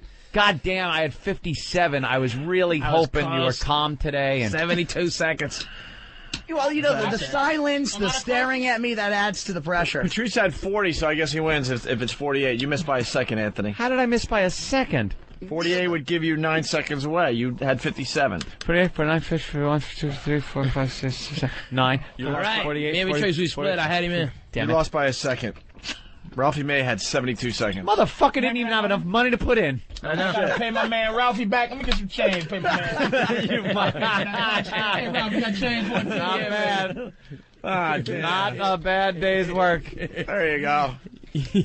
Damn. I am a mush when it He comes got to a this free guy. sandwich out of there. I think everyone's won at least one. I have not won one bet on this guy. They loved it on Pal Talk because the faces he was making to make sure he didn't do anything. All right. Well, there you go. Mess. We usually do that all morning long and just waste time. Let's say hi to Nathan in Arizona. Nathan. Yeah. Hey. Hey, I was calling to see if Ralphie would talk about that stunt he pulled on the radio station here in Arizona a couple weeks ago. Oh, yeah. It was phenomenal. One of the guys, they took this serosynchronous fluid that's being pumped out of me by the wound vac, and they dunked it on a tater tot and ate it. Swear to God. All right, It no. was the most gross thing I've ever seen in my life. way. Wait, you got what's going on with you? I got this pump, the wound vac, and there's this fluid. It looks kind of like apple juice. It's a blood product. It's a serosynchronous fluid or something like that. I can't pronounce it properly. I apologize. And that's pumping into your system to help out the wound? No, it's being pumped out Oh, to keep the wound dry. Isn't that... Is that... Exactly, brother. Exactly. Is that the gunk produced by the lymphatic glands? Why, I believe it is, sir. Can we see what it looks like? Yeah. Oh, God. Do you have to carry this around? I cannot look. No, it's not bad. I just no, it changed is. everything. You have to walk Look, around? it's in a little... So it's like that juice. It's a little purse. Look, you can see it in the line. Holy shit. Mm-hmm. Yeah. How much have you collected today? I just changed the thing, so not much. Get the Pal Talk camera over there a little bit. How much? Oh my God! Oh. I know, it's gross. I'm sorry. I have wound problems. How much do you collect a day? There looks like maybe there's a couple shots worth in there right now. Nah, not even one. Really not even one. Okay, if you tilt it like that, yeah, not even one shot. No. It's not a lot of juice. It's not, the wound's not that big. It was before. It was like, I was getting like 300 milliliters a day, which is a lot, dude. That's a pain in the ass. You gotta. How long you got to carry that thing around with a tube in you? Probably another 3 weeks. And you're still doing comedy? Do you place that on a stool next to you? No. I dress it up like a puppet and do a ventriloquist act. Right. I unplug it. Yeah. Just, that's what it sounds like when you unplug it. Dude, that is so scary, dude. Nobody dunked a tater tot in that. Swear to God, dude. And they got pictures of it. It's on KUPD's website. Holy shit. Yeah, and I heard you got a guy here who licked a booger from Voss's booger. Oh, that's pretty gross. That's but Bill. Voss pulled one out where it was hanging a good 5 inches from the tip of his finger. There was one of those bungee cord ones. It was a bungee one, thick, too, whitish, greenish, and very viscous and rubbery. And nicotine out. Yeah. Oh, that's what gave Dana Reeve the cancer. Oh. And Bill stuck his tongue out and touched it with his tongue, thinking it was just going to touch and come off, and it stuck to his tongue. So he kind of had to fight it a little to get it off, and it was it's like horrific. Wacky Wall Walker. Yeah, Wacky Wall Walker, definitely. You throw it, and it goes ding, ding, ding down the wall. He was playing tug of war with that thing. Oh, it was horrendous. All right, so what do we want to do now? We got the guys from the Short Bus Comedy Tour who are here. All right, let's get some more of our guys in here if they want to check out some comedy. Jump. That was a good jump. Look at my sign. Yeah, you got a nice sign, Anthony. There you go. All right, Twitchels is on the Pal Talk camera jumping up and down. So why don't we get more people in to check out the comedy? Where's Nathaniel? Where's who else wants in here? We need an audience. These guys are great guys. I mean, the whole point of this is we want to spread awareness, but we're not taking ourselves too seriously. Uh-oh. I don't like spreading awareness of any. Yeah, we just want to openly laugh at you. Mommy will be there in a minute, baby. Mommy. That nigga, he does a sound from every age. 2 months to 20 years old. Yo, Essay. What up, yo? What's up? What's going on? Who's that guy? I don't know. Just nod. You're home. Hey. All right, so we're going to use that mic. Move the mic back a little bit. Twitchels, why don't you introduce these guys one by one, and they'll come in and try to do a couple minutes of their act, okay? All right, sure. Who are you going to start with? We'll start off with a guy, a good friend of mine named Tim Grill, who has spina bifida. All right. And is he gonna do the act first, and then we'll talk to him? So bring him on stage. Yeah, do that. Bring him on stage. Bring him on stage. Bring him on stage. Yeah, leave again. Leave. Get out of the room. Yeah, leave again, and we'll have him bring you on. Yeah, turn down the lights a little bit so these guys feel a little bit comfortable. Just a little. The humans will attack first. All right, here we go. We will lead it with spina bifida and juggernaut. Cerebral palsy and spina bifida. Twitchels, I'm assuming you're going to be the MC. You're going to do some of your act, and then you're going to introduce the other guys, right? Yeah. All right, so give them the big club our intro. All right, we got Tim Grill coming in here. He is the... No. What? No. He asked you to do it. I'm introducing you. Oh, okay. So that you can well, calm down, Ladies and gentlemen, welcome to Caorline's on Broadway. The most important fucking place on Earth. At the crossroads of the galaxy. Yeah. Hey, everybody, put your hands together. Thanks for coming out this evening. Thank you very much, man. Thank you so much for coming out this night. Listen, folks, turn your cell phones down and keep your table talk to a minimum. There's a 2-drink minimum. Other than that, there's no rules. So tonight we're going to bring him on stage. You know him from the Opie and Anthony show. You know him from making fucked up sounds. Big yellow one is the sign. O&A party rock. O&A does rule. I hate Patrice. Yes, a lot of people do. Everyone not gay. Everyone. Show us your web job. Okay. Patrice, the red light's on. You're gonna fucking go over on this too? Okay. All right. Come on. Maybe later in the show. Where's the glass dildos? It's raining stuff. Calm down. It's raining things. All right. Hey, it's cold out here. Okay. Get it? It's cold out here. Go on foundrymusic.com. You can hear all that stuff. And you may have known this next guy also from O&A. All right, everyone. All right, and okay, settle down a little bit. Just keep your yelling down to a minimum. So this next guy, you've heard him on the O&A show, and you've also seen him doing funny things that you don't know what the fuck is, and he makes people uncomfortable. He's a really funny comic. Please give it up for Twitchels, ladies and gentlemen. Twitchels. Yo, what's up, people? Thank you very much. I appreciate it. Welcome to the show here. Thank you so much for that warm welcome, Patrice. I really appreciate it. All right, we're going to bring up our first comedian. He is a really funny guy. They call him the Barely... The Barely Can Stand Up Comedian. Wait. You didn't do a joke. You should at least do a joke. No, because every time I try to do a joke, you guys just rip it apart. It's so different than being in a club. Do a joke. Wow. It's like Quagmire. Do one joke, get a laugh, and then you move on to the next comedian. But, all right, so, you know, everyone asks me, what does it feel like to have Tourette syndrome? And the other day, I was in the Kmart having Tourette. This is a true story, actually. This just happened. This lady walks up to me, and she heard me doing my grunting tick. This is the one where I'm like, where's Big A? See, I told you! Shut up, do your joke. So the lady comes up to me and says, I'm sorry, I heard you grunting. If you need, there's a water fountain. This is the Kmart. This really happened to me. And I told her, I said, no, I do. It's fine. I'm opening them up front with people. I said, I have Tourette syndrome. That's why I'm making those noises. I swear to God, this lady did this to me. She looked at me, puts her hand on her heart, opens her eyes and says, oh my God. Says it just like this. I'm so sorry. I didn't know you had Tourette's. I hope I didn't offend you. I swear to God, this happened 2 weeks ago. So I look at her and I say, it's okay, but please don't talk to me. Ramon! Where's Big A? O&A rule! See, this is why it doesn't work.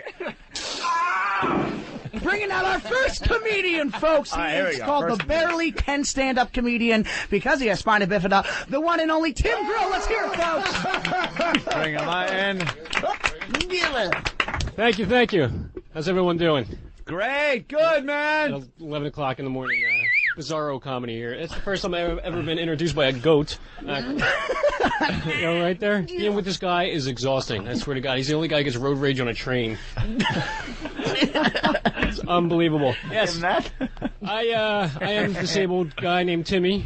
I'm cursed with that name. Being tiny and being named Tim and having a crutch when I was a kid got me the lead in the school Christmas play every single year. I can tell you that much. I was born with spina bifida. A lot of people don't know what that is. It's pronounced spina bifida. The reason I say this is because I still have family members coming up to me all the time. They're like, how's that spinal syphilis treating you? And I got to tell them all the time, my syphilis ain't got nothing to do with the spina bifida. Thank you so much, really.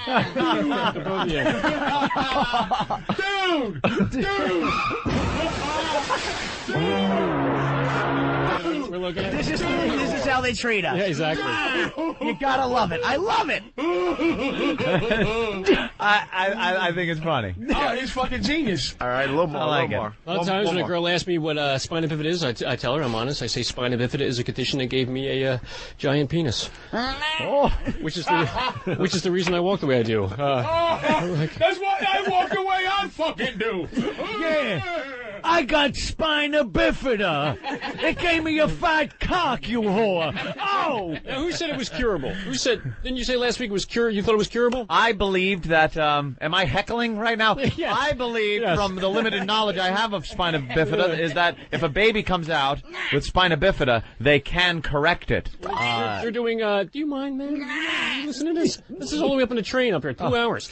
They're doing surgery in utero, so they are trying to fix it, but it's not curable. curable. No? No. What after in 1970 it was definitely not curable. Oh, well, I didn't think that. Not in 1970. Yeah. There was still...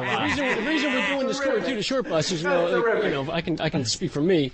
I understand, but in 1970... Black people always complain that they ride on the back of the bus, but you know what? At least you guys got to ride on a normal bus. Oh, no. We still have an entirely different bus to this day, man. The little short yellow bus. It's funny because it's true. I want to shout. I want to protest. I want to shout.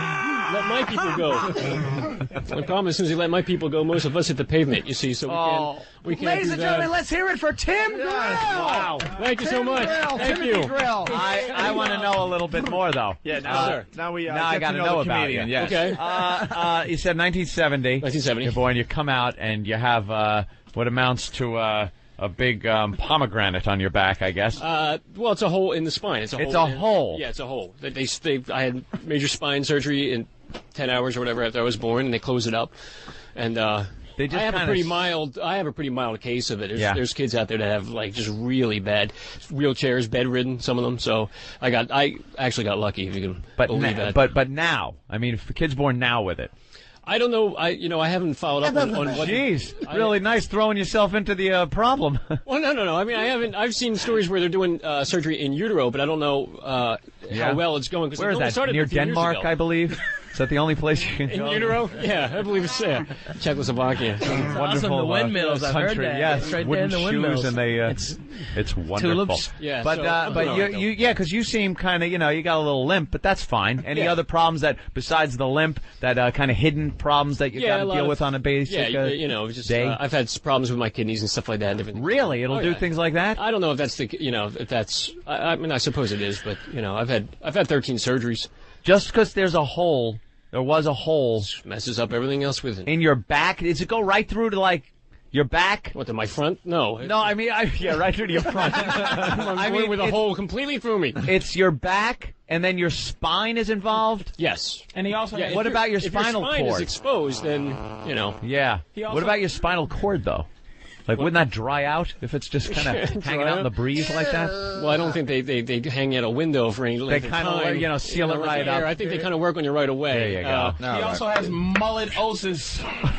Mullet-osis. The only one that can stop mullet-osis is Colossus. Billy Ray Cyrus-osis. Use your bifida beam to kill the mutants. Did you want me to bring the other guys in too now? Yeah. Let's move on to the next. Yeah. Thank you very much. Very informative. The next guy coming in is a very, very funny comedian in the New York scene, Mike Cateo. He has cerebral, whatever palsy. Whatever it's called, palsy. Mike Cateo, people. Here he is. Hey. How you doing, Mike? All right. So, people always stare at me on the street like there's something wrong with me. Like at any minute, they think I'm going to walk up to them and say something like, I like milk duds. They are delicious. I dress myself. I look pretty. Where's my helmet? But you guys, I don't wear a helmet. Come on, that's just retarded. I did that joke for my mother once, and afterwards she looked at me all sad and serious, and she goes, "Oh, do you remember that?" Apparently, I had to wear a fucking helmet. I thought it was a cute little joke. No, haha, joke's on me. That's all right. That's funny. Those are bonus points. That's very funny, man. Thank you, man. That's hilarious. That's why we hired him. Jump! They're fucking with each other. This is awesome. Who's the headliner? Oh, you should see what the tour looks like. Oh, the headliner is Round Boy Jimmy Graham. He's actually in the new movie coming out in September with Mark Wahlberg. The guy outside is the Invincible. Yeah, this is the order of the show. Yeah, this is basically the order of the show. I am do another joke or two, then we'll get to... Yeah. We'll get to a couple more. Round Boy. Yeah. Round Boy. Huh? More jokes? Yeah, whatever you got. Hey, you're doing good, man. You're killing. In a room of 5 people. Awesome, like last night. Hey. So, I haven't really been on a date in a while because dating's hard for me. I never know if they like me for me or they're just in it for the parking spaces. Because they're good fucking spaces, come on. You need to run an errand, I'm your man. And I Thanks, Patrice. You know what's funny about him? He is a tag. He has tag like the. All right, folks, and nice talking to you. Yeah, nice talking to you. They're good spaces. Come on, folks. Come on, folks. They're good spaces. And, That's great. I used to be a social worker. That's what I did for like 5 years, and it was a pretty cool job.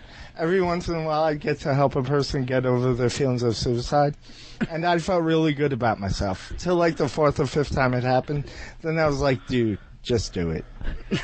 Really, it's not worth it. You're stressing me out. Come on, I could help. We'll take you down to the subway. Look at the way I walk. I'll say I tripped. No big deal. Your mother said she'd help. Come on, let's go. This nigga's funny. I'm telling you. This nigga's, he doesn't deserve fucking whatever he has. I don't. You're right. I'm cheated. The other guy deserves what he got. Come use your bifidobine to take other people's fucking afflictions. Now, he has cerebral palsy. Right. Cerebral. Cerebral. Is that how you say it? Cerebral? This guy doesn't deserve Cerebrum. He doesn't deserve that. Cerebrum. He just goes on fucked up. There was a guy last night at something else because he's pretty good. He's fucking funny. Thing he got passed who had cerebral palsy, and he was much more fucked up than this guy, but not as funny. Yeah, but not as funny. Not as funny. Not as funny at all. The helmet joke, dude. Thank God, I thought you were going to say he was much more funny than this guy. No. Well, that's Mike Katoya. Mike Katoya. Funnymanmike.com. Funnymanmike.com. Penn. A young... What's the Penn that passed away? Chris Penn. Oh, Chris Penn? Really? Chris Penn? I see it. Something? Dude, all white people look alike to you. That guy looks nothing like Chris Penn. Who does he look like? It's somebody. He looks like. Look at him. He just said it. Patrice, are you Look at the left hand. He just said it. His father says what? Tom Cruise. Tom I've Cruise. gotten that a lot. Yeah, when I really. Nigga, yeah. After a car accident. Yeah, in half a Vanilla Sky. Should we bring out our next guy, the headliner? No, man! We want more! Let's bring out our next comic. You want to talk to the comedian about the interview process now, or? No, all right. Let's move on to round one. Headliner. Now, this is a really funny guy who used to be my wrestling coach, and we didn't know it until we met about 1.5 years ago when I started doing comedy. Is this guy a gym teacher? Actually, you he's say wrestling coach. Specialized teacher. No, he's coached wrestling, and he also is a teacher in the school doing. Was he a gym teacher? I don't know if he's ever a gym teacher. He looks like a gym teacher. Did he touch you in your uh-oh? Ladies and gentlemen, that was the playback of the rape. Yes. All right, you'll see him in the new film Invincible, starring Mark Wahlberg and Greg Kinnear. He co-stars in that, coming out in September by Disney. Is the Round Boy of comedy? So why is he hanging with you guys?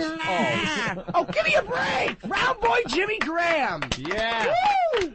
Round Boy. What's up, boys? Wow. What's up, Round Boy? What's up, man? We got Round Boys in the house. What's up, Round Boys? All right, yeah. What's up, Round Boys? Round Boys rule, baby. Round Boys rule. Once you go rounds, you never come down. That's all there is to it. Oh. That's right. Got a little catchphrase. Ralphie, you had the stapling job, didn't you? Yeah. That's cool. I couldn't guess I'm a afford that quitter. shit. You're a quitter. Don't be a quitter. Come on, man. No, really, I couldn't afford that shit. So I got the second one. That's where they staple my hands to my thighs. It was rough. KFC was pissed. They fired half the staff. It's all about how you feel about yourself, people. Look around at my people surrounding me. All right, there ain't enough of them to surround me, but honestly, they're here. You know, and it's, look, they get picked on all the time. I got picked on as a kid, too. It's about how you look. You know, how about you feel? It's not about how you look. It's how you feel. But there is some shit out there that's very strange. Have you seen the new things with the young girls? They're walking around with the shorts with the little shit written on their heinies. Mm-hmm. I like that. I did. I saw this girl walking around. She had on the back of her ass. It said juicy. Juicy ass. Do you really want to deal with juicy ass? I thought first it was a warning, like stay back 5 feet, juicy ass. Beep, beep. No, man, juicy ass is what you get when you come home from Mexico. You don't want to deal with that shit. Honey, it's still a little moist, sticking out the window. The cat just ran out the room, all right? Yeah, baby. I was shopping around Christmas time. I was in the mall. I'm walking around. This chick's got a pair of sweatpants on. On the back of it says, bitch. I'm like, yo, bitch. You got my wife's pants. She's going to want them back, all right? The best one was down the shore, man. I'm on the boardwalk, and I see a chick with a giant ass walking down it, but that's all right with the round boy. But across the back of her shirt, she had written the word anal. I know, that's what I thought. Like, anal, talk about advertising. When I looked at it closer, she didn't even spell it right. It was spelled A-N-E-L. And that's when it hit me, people. It didn't say anal. It said angel. Yeah. Oh, the G. Her ass. There you go.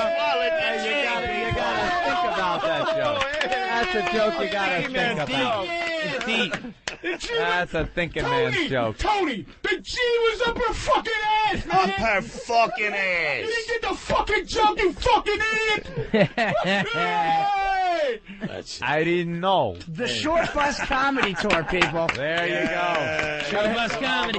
Gotta hand it to all these guys. It's a tough room, man. Yeah, to just walk in and try to do a couple jokes. Now, how long does the show last? Like fucking 32, 33 seconds? No, we're doing an hour-and-a-half show, and it kicks off at 9 p.m. April 13th. Hour-and-a-half show. I feel like 3 hours. That means 20 minutes of comedy, and the rest of the time is waiting for them to get on the stage.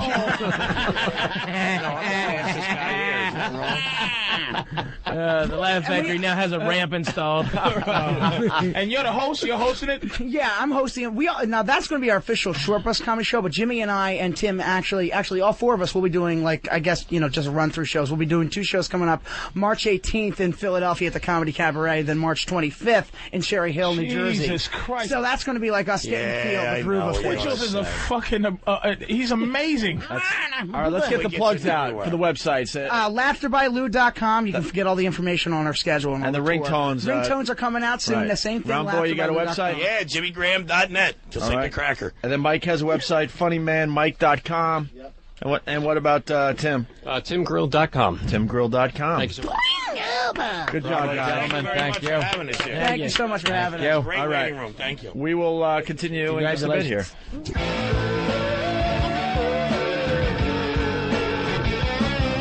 In studio, Ralphie May today. Playing kids. Bananas this weekend. Yes, sir. Starting tonight? No, Friday. In Hasbrook Heights or Poughkeepsie on Friday and Hasbrook Heights on Saturday. Got a phone number? None. 0. I stink. And of course, Patrice O'Neill. And there was some controversy going on during the commercial break, Anthony. Well, Opie, during the break, the Pal Talk people are privy to our conversations in here. We go to break. The show never ends. The show never ends. For the Pal Talkers. The Pal Talkers can hear what we're talking about. We can see them. They can see us. And they hear our discussion. And sometimes we discuss perhaps what we will talk about during the next segment of the show. It's how this show works. So we started talking about the Pope, and the Pope has an iPod. And that's in the paper. That made the news. And then we're speculating as to if he really does, what's on it, things like that. And then it turns out that the New York Post decided to do a funny, clever little thing. What could be on the Pope's iPod? And I'm sure it's hysterical, like every bit of comedy the New York Post tries. A lot of gangster rap. Yeah, I'm sure. A lot of gangster rap. Well, during that little conversation we were having, somebody on Pal Talk just writes, Pope equals boring. He is, as we're talking about doing the bit. We're not even sure we're going to do it. We're not sure we're doing it. We're not sure how it's going to go. We weren't doing the bit. We were discussing whether we should even, touch on it. He decided it was boring. And that we should maybe think about doing something else. Oh boy. His name, Killed at Birth. Killed at Birth. And I've already have him set up. He's changing I have his name up there on the you think it's the bounce list? No, my friend. It is the ban list. Jeez. And when you're bounced from the room, you can come back in 24 hours later. This guy knew that he was in trouble, and he got out of that room, and he's now in another room, and Anthony's just chasing him in cyberspace with a fucking gun and with the World War II rifle. There we go. Banned. When you're bounced, you can get back in 24 hours later. When you're banned, you must beg me to take you off the ban list. I've had people write to my MySpace account and go, Anthony, please, I bought Pal Talk just for your show. You banned me because I IM'd you. I wasn't sure of the rules. I didn't know I wasn't supposed to IM you. That's a big rule and here's why. Sometimes girls are putting on shows on this thing. Yeah. And a girl is ready to stick a dildo up her ass. And bing! The picture's covered with, hi, what's up? And instantly banned. So people know not to IM me. How do you? Because I got banned from a couple of spots already. How do you get unbanned? How do you go? Wait, why did you get banned? Because I know you're going to the real dirty sites, man. What are you doing to get banned? Well, I told you. Big fat black bitch takes it up the ass. Come on, big black bitch, let me in. I told you that fucking there was a skinny girl on. You know, she was typing and I wrote, you know, hey, why you in the big black bitch's room, girl? You too skinny. She goes, I like the music. Oh yeah, fat bitches do have great music. Bing! God. And how do I get in touch with the head of the fat black bitch room? All of a sudden you're just sitting there and all your cameras freeze that you're watching. And go, hey, what's the problem? All my cameras are there. And then the little prompt: you have been bounced from the room. Hey, hi, fat bitches. Hello, there's only 21 people in your room. Can I watch you fat hoes for a minute? And they kicked you out. You can either get it. You can either see. It's easy for us. They can just go to my MySpace or something like that and write, you know, hey, I fucked up. Can I get back on? How do you get back in? You're the king of Pal Talk, nigga. How do I find the fat bitch that got me out of there? I don't know. You either got to go under another name or account, get into that room, and then plead your case to the head muckety-muck of the room. If I go back in there as another name, I'm going to go, it's me again, you fat bitch, and I'll just keep coming back as another name. Bing! Goodbye. Bing! Good day, sir. Well, I said good day. This Pope thing could be something because it's the Post. No, it can't, Opie. It's the Post. It's the New York Post trying to be funny though with their writing. Pope grooves with new iPod. Guess you could call him the iPope. Come on, say the iPope. Because it's I and then P-O, and then the joke falls apart. Pope Benedict has an iPod loaded with his favorite tunes. No, he doesn't. The pencil-thin, ultra-trendy iPod Nano in papal white. Instead of demonic black, the other color it comes in. Of course, was presented to His Holiness by Vatican radio staffers. This is a Vatican radio station? Hey, pumping out all the hits. Don't bash him. K-Tel Records and Tapes presents the best of the Pope. Track 1. Boom, boom,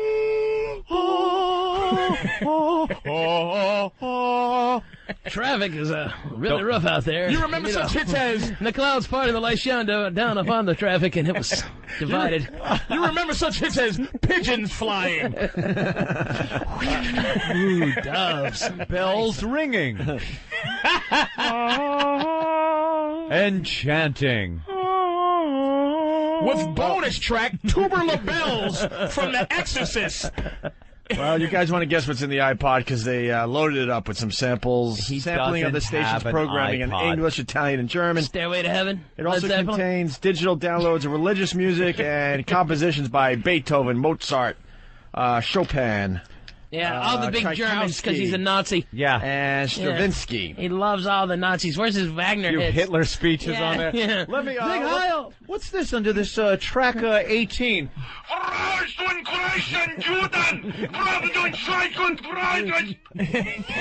Pope, what you might want to delete that off your iTunes. A picture, a doctored picture of Jesse Owens losing in the 32 Olympics.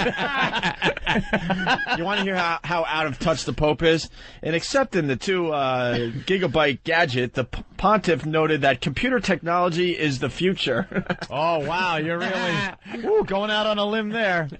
That's a statement from 52. With computer technology, as I show you the UNIVAC computer, it takes up an entire room. That should have been the end of War Games. At the end, the quote from the Pope. Yeah, sure. Shall we play a game? Shall we play a song? Computers are the future. What an ass. And he apparently wants to be part of that future. Rather than stick the gift in a drawer, the Pope's been spotted around the Vatican wearing Apple's trademark white earphones. He's walking around with his earbuds in. Get the hell out of here. No, he's not. I cannot imagine it. With an inside pimp cell phone pocket on his fucking robe with the... They're playing some 50 Cent when it rings. He's got his ringtones. Next he's going to get Pal Talk. Out here for you see the Pope on Pal Talk? I'm bouncing him for being dirty to the girls begging for tits. He is very pleased with the iPod, said a Vatican spokesman, adding that he likes to unwind listening to it. How much does the Pope have to unwind? He's unwound. He's the Pope. He's the Pope. He's What the is he center of tranquility. Yeah. It's not known what, if anything, he's personally uploaded to his playlist. His Nano has a 500-song capacity, so there's plenty of room. If he's interested, the post has some contemporary suggestions. All right, strap in. Now, everyone put Here on the comes laughing the hat. hilarity. Because this is going to be hilarious. Did you guys see this article? No. All right, why don't you try to guess one of the songs that will be in the... I said Stairway to Heaven. Stairway. Stairway to Heaven. Stairway to Heaven? Stairway. Oh, wouldn't be a morning show without a wacky bell. The Post has suggested that he upload, Stairway to Heaven. What else? Oh, these are their suggestions. Yeah. Because they're so cute. Wind and Beneath funny. My Wings? No. No. Yeah. The boys are back in town.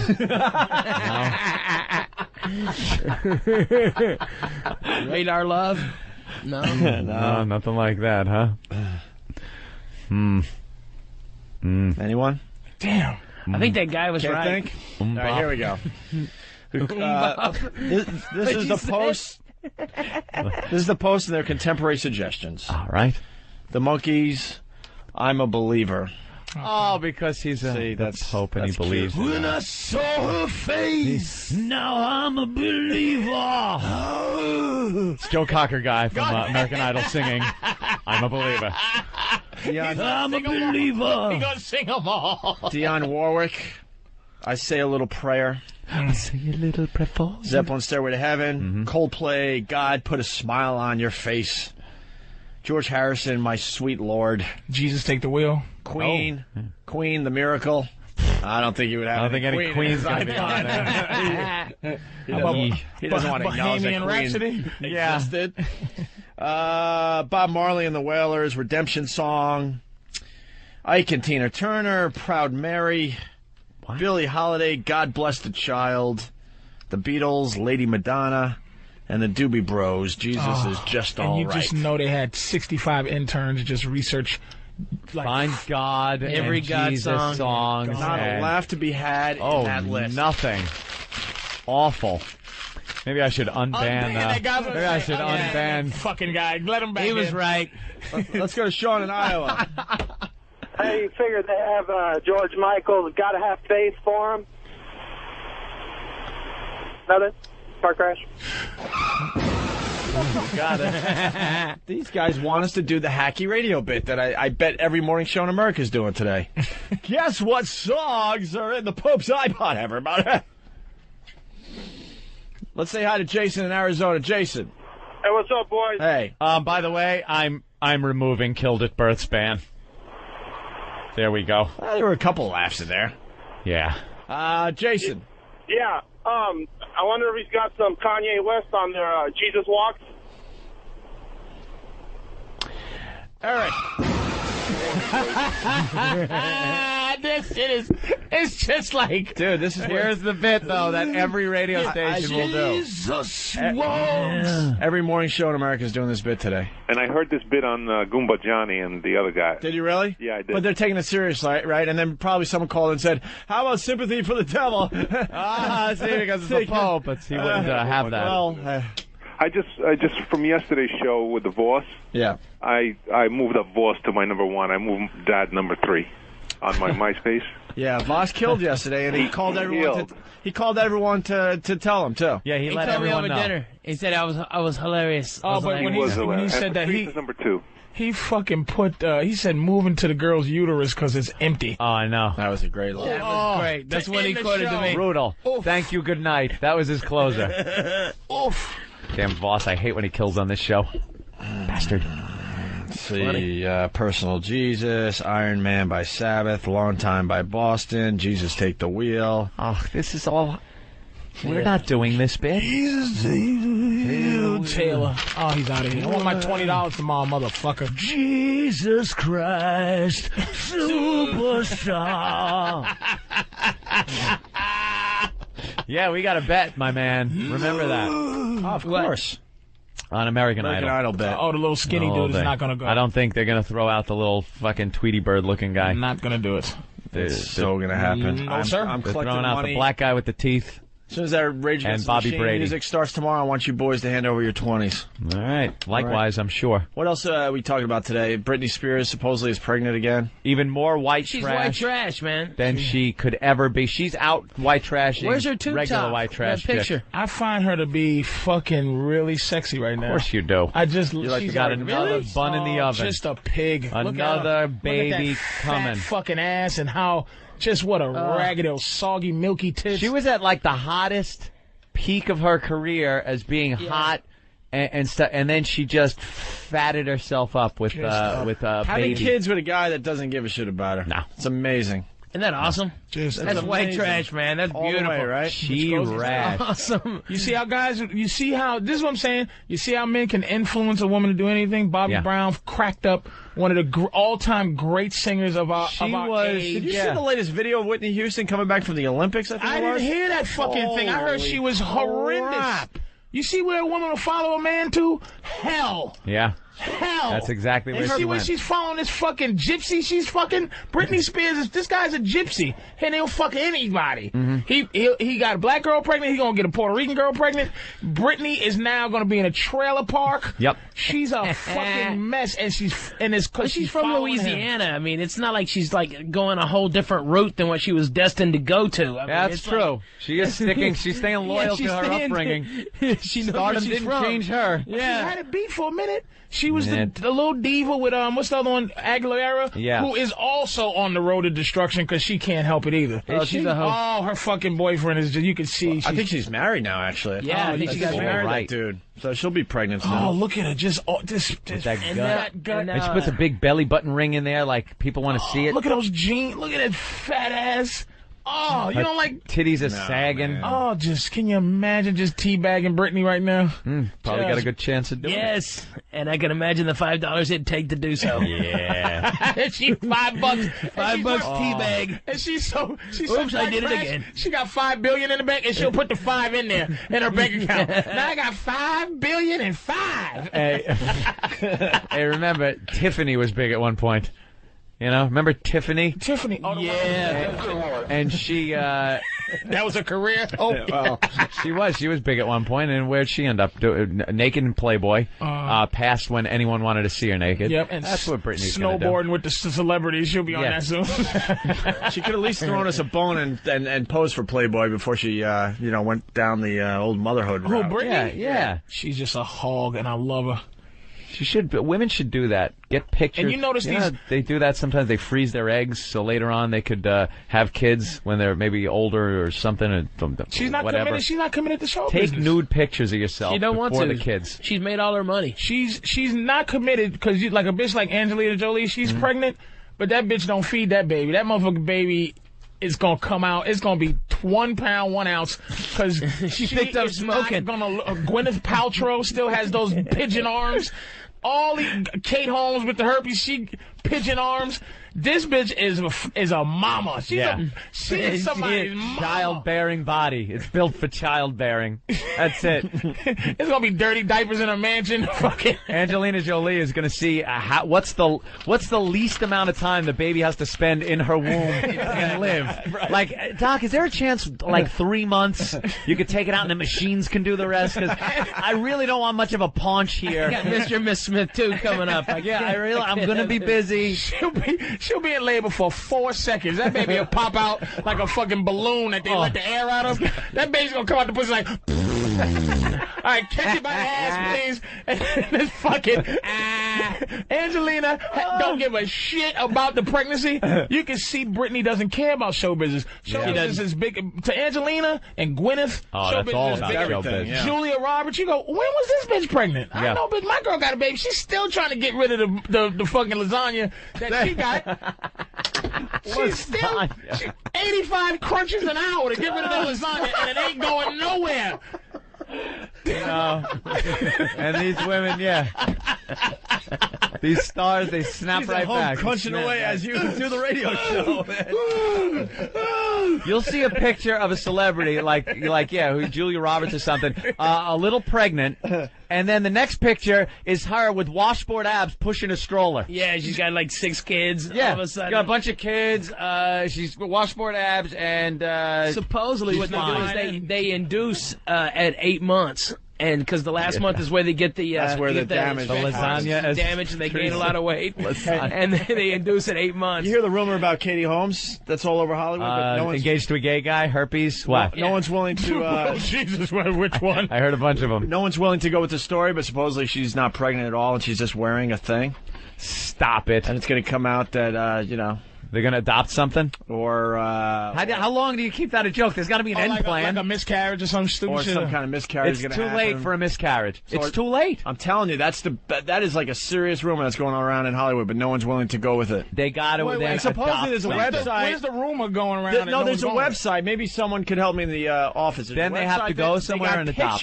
They got pictures of the apparatus. No way. Or what looks like it could be an apparatus under her clothes. Might be one of those Scientology raps or something. Who knows what the hell they put around these people bitches? Are nuts. Constantly letting L. Ron Hubbard recordings go into her womb. They're very suspicious about that. Have you gotten big enough in Hollywood where you got approached? Have you got approached by them? Yeah, I did. When I was out there before last comic, I would take acting classes over there because they're good acting classes, but they're only like $6, and then they try to induct you. But since then, I've been approached several times. How did they come up to you? How did they do that? They were like, I was one time I was in the green room of the Wayne Brady show, and one of them I forget which one it was. It's one of the big ones. Was doing Wayne Brady, and he goes, so. How's your career going? It's wonderful. Really? Do you go to church? Are you religious? I go, no, not really. Remember the church what's happening now. I'm down for weed, food. I'm cool with all that shit. And have you ever thought about the Church of Scientology? Oops. Oh boy. And it got real creepy real quick. It was like the room went dark a little bit. Little L. Ron Hubbard. Did you hear Jamie Foxx's story with Tom Cruise? The one when they did Collateral, and Tom Cruise is trying to get him to join, and Jamie's trying to be hot, get along. You can't just go, get out of here with your goofy crazy Scientology shit, nigga. We don't play that shit up in the hood, motherfucker, because it is Tom Cruise, Right. So, but Tom Cruise, I guess I have to say all allegedly, he sent a check in Jamie Foxx's name to the Church of Jesus Christ, the Scientology, yeah. Wow. And Jamie Foxx was like, dude, that was the falling out that they had. Really? Look, I don't mind you doing what you're doing, but don't bring me. It ain't this. like that. Tom Cruise wants to bring them all in. He does. Cursed out Brooke Shields. I mean, Brooke about Shields. the depression and medication. He doesn't believe in psychology and things like it's that. all Psychiatry pseudoscience and all that so shit. so he is so deep into it. And you could tell any word that comes out of his mouth that isn't written on a script to a movie, he's crazy. Yeah, he's nuts, man. Yeah, that guy is nuts. And I'd follow. That's why he hasn't got an Oscar. I would follow it if once they did something that was worth. Everything they do stinks. I read Dianetics back when they used to L. Ron Hubbard. L. Ron I didn't know Hubbard. it was a science, like a fucking religion. Dianetics. And it sounded like a self-help book or something. Did you see Battlefield Earth? Oh, the that movie was so bad. That's supposed to be worst. Dude, that's supposed to be what the religion's all about. Yeah, that's supposed to be what happened. That's like a historical like you watched something like Our Religion with, the 10 Commandments, watching fucking Heston. I bring to thee these 10 Commandments. That's their fucking 10 Commandments. Fucking spaceships and movies and aliens and gold. Yeah. And John Travolta and giant boots. That's boots. their fucking shit. Star Wars is their religion. They're nuts, dude. Yeah. They're nuts. Movie was ridiculous. I dated a girl before my wife, girl named I'm not gonna say her name, but she got into that stuff and she's just gone. Yeah. She was like, I was dated well above my level, like way above. I don't know how I did it either. And you didn't even let us say that line, Jesus. I don't have to. I'm saying it for you. You know what it is, What's too? their principles, though? Their principle is that in every one of us, there are these bad things, these bad energy. Well, they're like the little nanos or something. Yeah, like that. little bad energy that was left because We were here many, many years ago, and an alien race came over here and blew up the planet with atomic bombs and killed everybody. But the particular matter is evilness, and it's in all of us still. And in order to cleanse the body, you have to go through these different phases of Scientology. Yeah, and it's like to get to these different levels, you have to like give money. Oh, it's huge amounts of money, like, yeah. And then you hold on to these wacky contraptions like tin cans and wires and blinking lights, and that clears your spirit of these. What's all the rumors about like all of the stuff like Travolta's into all this weird sex and he's got a retarded kid or something? They keep it in a cage Really? or something. Yeah, that's all the rumors. Like they have these sex parties and then they have a wow. Travolta, one day, Ralphie's gonna be on a plane and Travolta's going, "This is your captain speaking. Hey, what's up, yeah, this is John Travolta. Yeah. Heard what you said about me on the Opie and Anthony show. We have sex parties with Double J in the back of the car on the Verrazano Bridge. Now you're a cunt. All right, we got to get out of here. Yeah. Unfortunately. Awesome. Patrice O'Neill, thanks again. We'll see you tomorrow. Yep.